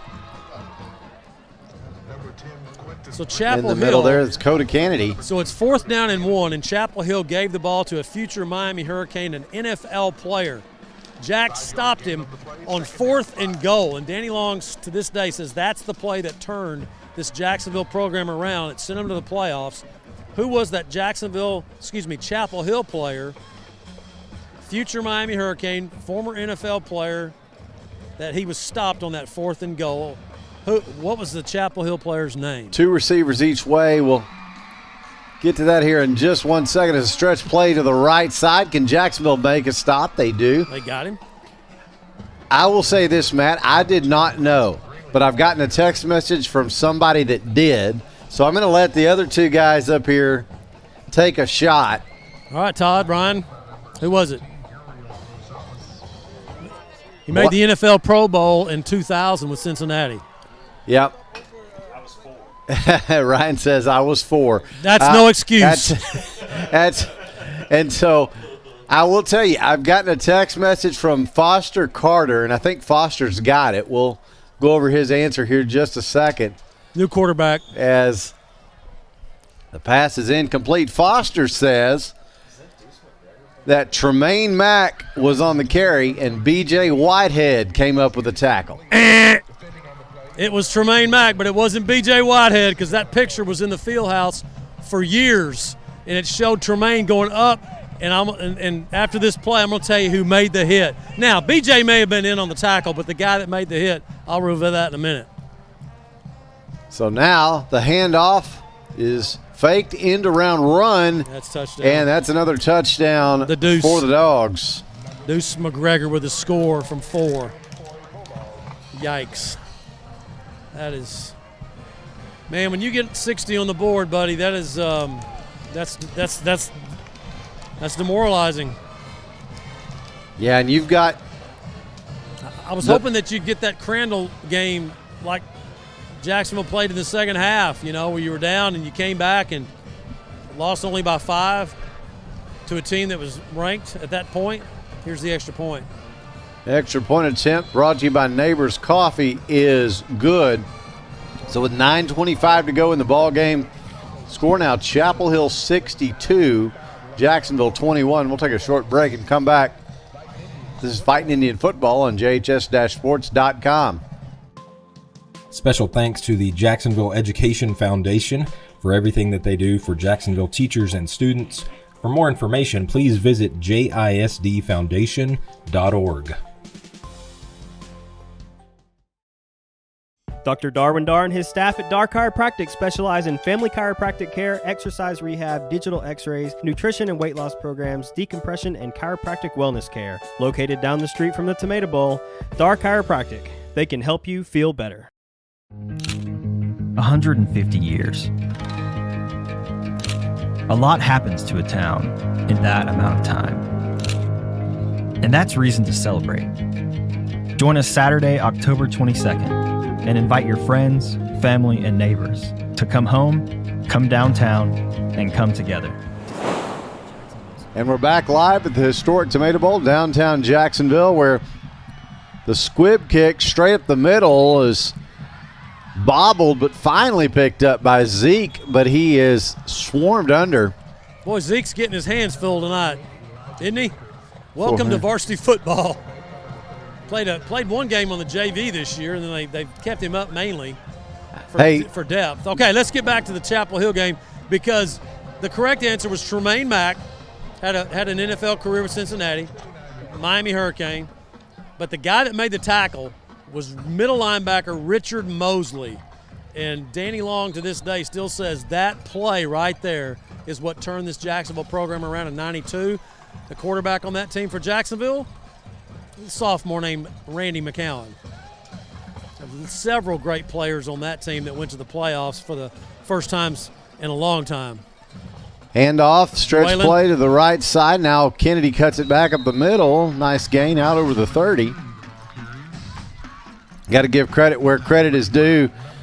Foster Carter Yeah, he came got half back of with it. he came back yeah, with he a did. second effort. He got Richard Mosley in the break. He did. So yeah. Good job, Foster. So Joellen picks up about 4, 2nd and 6. As this game has, it's still, I mean, it isn't great, guys. It still doesn't feel as bad as Kilgore, does it to you? I mean, it's still bad, but I mean, maybe it was because Jacksonville just had 0 offense last week. Tonight they're actually moving the ball some. In fact, they're moving the ball Kennedy much again. better.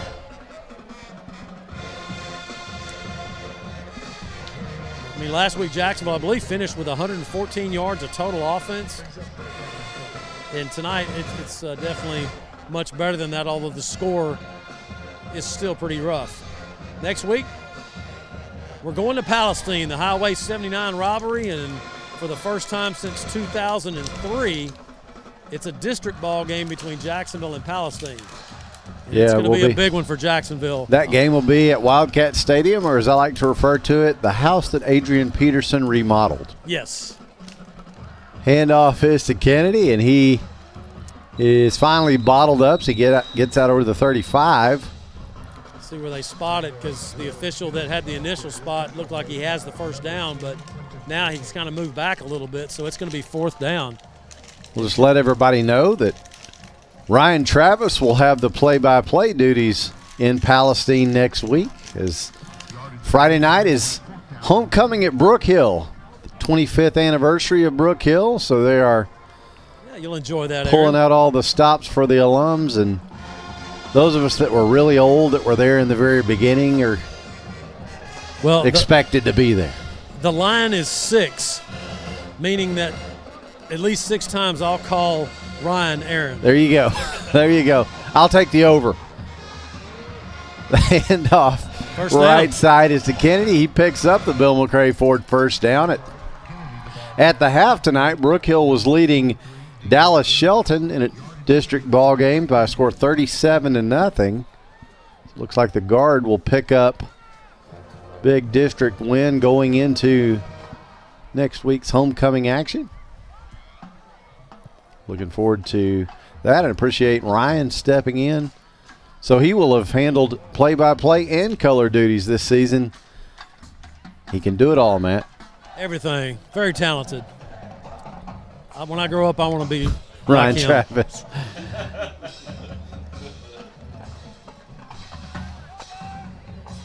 .6:23 and counting here in the ball game as Kennedy gets the handoff again. He is spun down. The ball is out. Chapel Hill's got it again.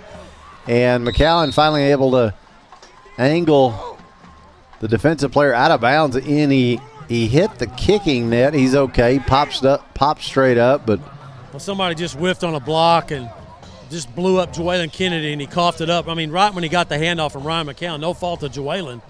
I mean, somebody just whiffed on a block and untouched. Defensive tackle came in and just rocked Joellen. So Chapel Hill now with the ball at the Jacksonville 24. So Jacksonville still experimenting in that secondary now. You got Skylar Whitaker, who's checked in at safety, along with back there with Thad Hoffmeyer, who's been playing back there. So it's kind of like, okay, who wants a turn back here? Wow. Doing anything, whatever, just do what you can do. yeah, 2 receivers each way. Handoff this time is to Greeley, who should have been bottled up in the backfield, but he's actually able to dive ahead for a few. Yeah, the tackling tonight's been a little suspect for Jacksonville. I mean, they're in position to make the play. I mean, they're right there. They're just not finishing. That's like the 4th, 5th time tonight that they've had somebody in the backfield dead to rights, and they let them squirrel out and pick up some yardage right there. Positive yardage, 2nd down and 8.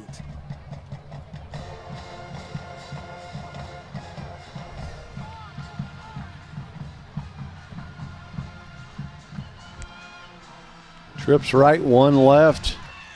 Handoff is to Greeley. Stretch play to the right side, and Jacksonville does a nice job not letting him get a burst around the edge. Chase Wright has checked in for Jacksonville defensively, the senior. Good to see him get some reps in here. Kid comes to practice, works hard, deserves to get to play. And I like the way that, game's out of, pretty much decided now. Let's get some of these guys some reps, especially the seniors. There's 27 seniors on this squad. So Chapel Hill looking at 3rd down and 6 at the Jacksonville 17. Clock continues to run. We'll go under 4 remaining. Sanders, the back that's back in there for the Dogs. He gets a handoff straight ahead and makes his way down to about the 14 of Jacksonville. 1st down. So that'll just keep the clock rolling towards what will be the 2nd district win for Chapel Hill. Jacksonville will drop to 1-2, but the one you got to have is next week if you're Jacksonville, Matt. I mean, you got to get Ryan Walker back. You got to get Devin healthy this week. I mean, basically that Palestine, it's a playoff game for Jacksonville. And you got to treat it that way all week long. Got to be focused. You got to put this game behind you, as they say. Next play.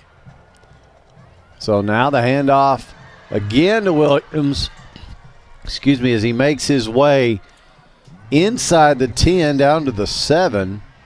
And we'll go under 3 minutes left in the ball game before the Bulldogs snap it again. Yeah, and Chapel Hill, they're just running base plays. I mean, you think, well, just what do you do? I mean, they're just running straight at Jacksonville. You got to stop them. They got most of their backups in. It's pretty much the same offensive line because at this 4A level, it isn't like you've got a whole other offensive line you can put in. But running backs and receivers, yeah, there's some subs in there. I think that was maybe the 5th running back tonight for Chapel Hill right there. It's Demarion Sanders, a senior. So men in motion, and they're going to bring this stretch play back to the left side. Jacksonville does a nice job of staying home. Dakota Kennedy and Thad Hoffpower coming up to support. As Lee Preston on the carry. Tyron Glenn also for Jacksonville, the senior linebacker. Dakota gets up a little bit shaken, but he's tough. He stays in there. Had a great talk with his dad, Kenny, up in the press box before the game. Kenny coaching that 8th grade team that won 38-0 last week over Chapel Hill here at Tomato Bowl. Talented bunch there. So Chapel Hill content here just to run clock, and Jeff Reardon, the head coach for Chapel Hill, been quite successful there in Bulldog land. Went to the state semifinals last year.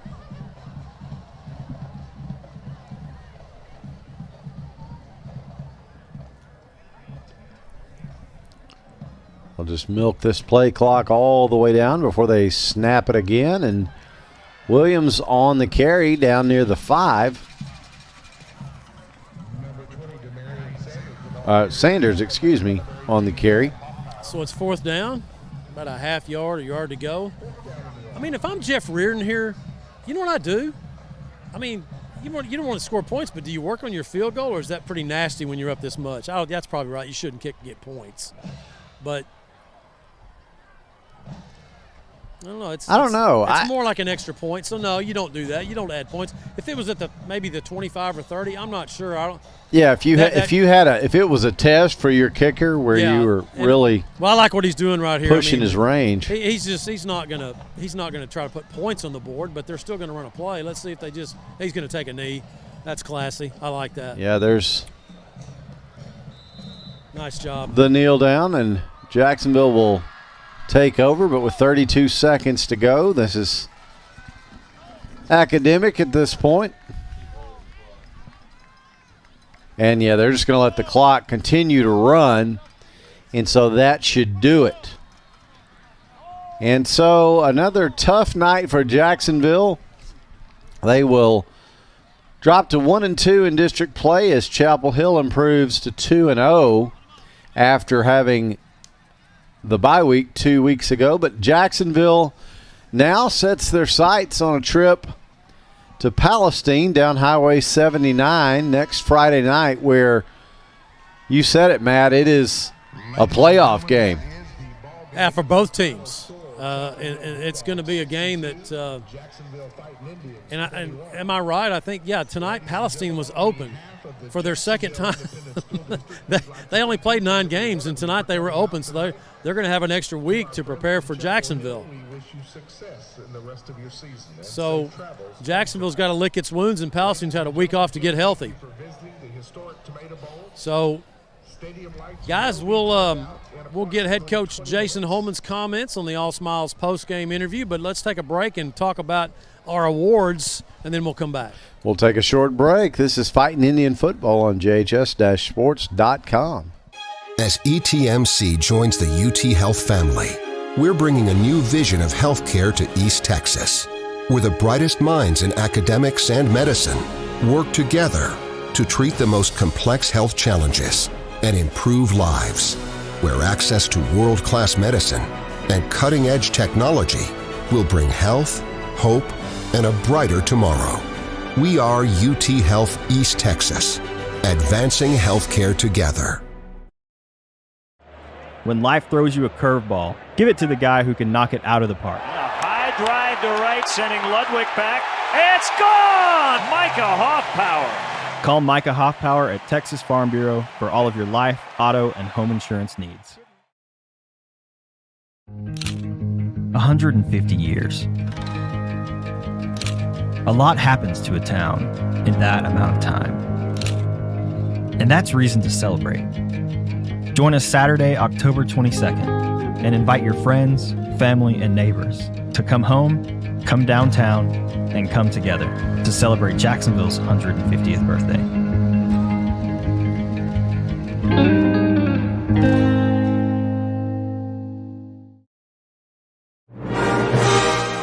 For the past 40 years, Swink Studio of Dance in Jacksonville has provided instruction in classical ballet, tap, jazz, hip-hop, and contemporary dance styles for students age 4 through high school.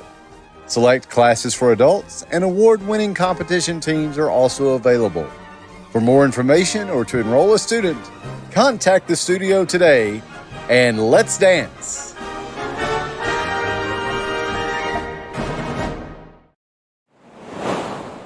And welcome back to the historic Tomato Bowl here in downtown Jacksonville, where it was not the Tribe's night. The final score here in Week 7, Chapel Hill 62, Jacksonville 21. Chapel Hill improves to 2-0 in district play. Jacksonville drops to 1-2. Let's hand out some awards, guys. Bone Crusher Hit of the Game, sponsored by Dar Chiropractic. If your body needs an adjustment, call Dr. Darwin Dar. JHS class of 1984, Dr. Dar is your hometown chiropractor. Bone Crusher Hit of the Game, Coda Kennedy, who's been doing it all year long. Had a couple of massive hits, but he had one a minute ago, right there around the 20. Pretty strong. So Coda Kennedy gets the Bone Crusher Hit of the Game. The Play of the Game, sponsored by Congratulations. Not only does Congratulations provide a weekly award to each player for the Play of the Game, but you can see a lot of their work all around Tomato Bowl, all over the stadium. Congratulations is your hometown awards and engraving store. The Play of the Game, the 69-yard opening touchdown for Jacksonville from Ryan McCowan to Devin McEwen. So Devin McEwen's 69-yard catch for the score is the Congratulations Play of the Game. Offensive and defensive players of the game for Jacksonville. These players, this award is sponsored by Austin Bank, your community bank, locally owned and operated since 1900. The offensive player of the game for Jacksonville, he had just kept running hard the whole game. Jawaylin Kennedy, Jawaylin Kennedy, the senior, just played really well, I thought, guys. Made some plays when they weren't there, made some runs.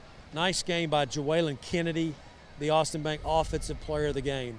Defensive player of the game, sponsored by Austin Bank, is Dakota Martinez, the senior outside linebacker, made play after play. And one play in particular when he was on the ground being blocked, got knocked down, but still reached up and made the tackle. Nice play by Dakota. Nice defensive play tonight for Dakota Martinez, the Austin Bank defensive player of the game. We want to thank all our sponsors, Dar Chiropractic, congratulations, and Austin Bank for sponsoring our awards post-game. So we'll get Coach Holman, as he has now broken up with his team. Let me see if I can get his attention. Catch him talking to one of the players here. Let's see here.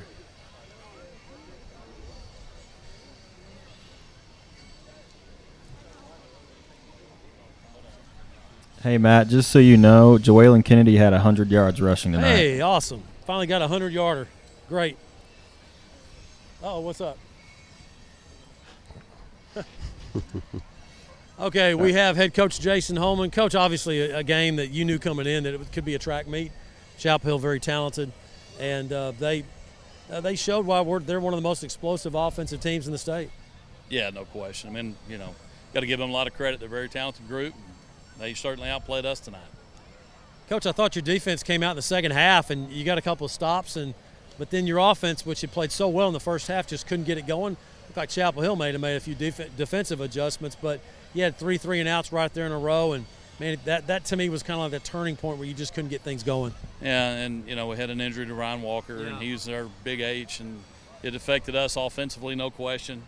I told the kids at halftime we're going to come out and we're going to try an onside kick. It didn't work out very well for us, but I was proud of the defense stopping and getting the ball back in the offensive hands and not giving them a score there. I mean, it's a tough situation. We're at a point in the season we got a lot of bumps and bruises. We got to get people healed up. That's what I just talked to them about. Showing up tomorrow and getting treated, and we've got to move on. Coach, you're so thin, and it really showed up tonight in the second half, especially. And next week you go to Palestine, and we've talked about this. It's kind of like a playoff game, and that's kind of this week the kids have to treat it that way. Yeah, there were some decisions made tonight with certain players to not play because they had some bumps and bruises. We didn't want to irritate those any more than what they were, knowing that next week's a big one for us. So, at the end of the day, we still control our own destiny, so to speak. Palestine's, they're a good team, but we can go down and compete with them. We can definitely get a win if we go down there and fight. So that's what we're looking for. Coach, appreciate it. Thank you. We'll talk to you this week. Yes, sir. Thank you. Head coach Jason Holman on the All Smiles post-game interview. Guys, I'm going to throw it back up to you for the stats, sponsored by Randy Gorham, CPA. Thanks very much, Matt. And we'll bring Todd back in and Ryan. And Todd, a tough night for Jacksonville, but has to be said the defense stepped up a little bit more in the second half.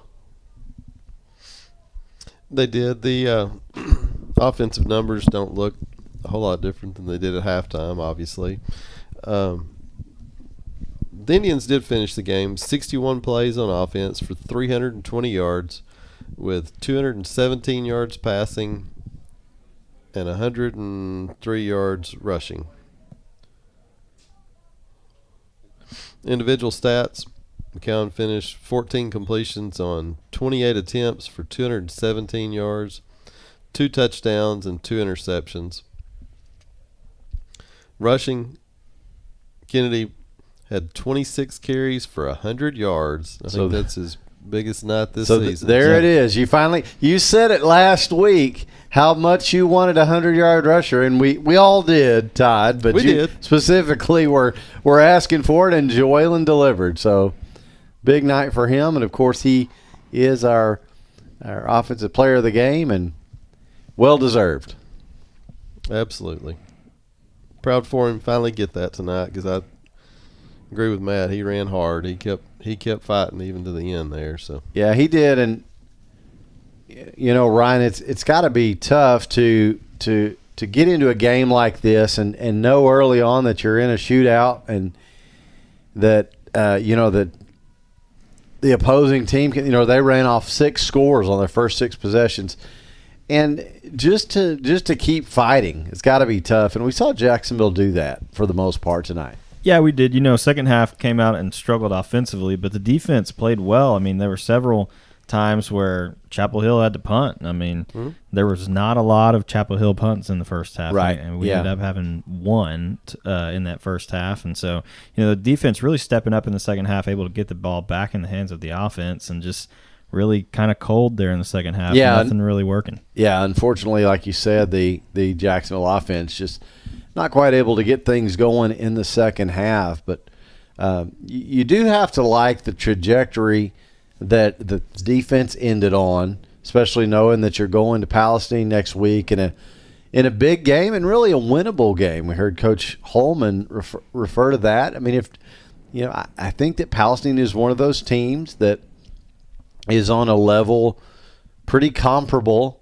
probably, at least on paper, Ryan, to Jacksonville so far this season. So really all to play for down there next week. Yeah, and we've seen a lot of bright spots from Jacksonville, both offensively and defensively so far this season. Special teams has been pretty solid the whole year so far.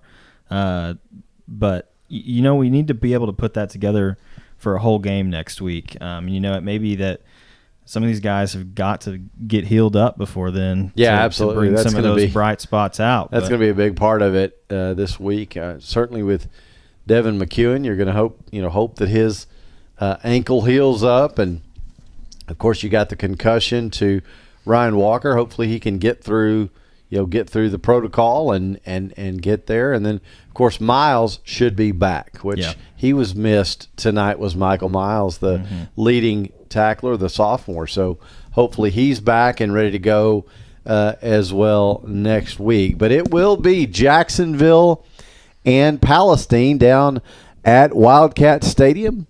Of course, we'll have all the action for you here on jhs-sports.com, starting with a countdown to kickoff at 6:45. As we mentioned, Ryan Travis will be along with your play-by-play. And of course, Matt will provide your color commentary, and Todd will be along for stats as well. So thank you for listening tonight.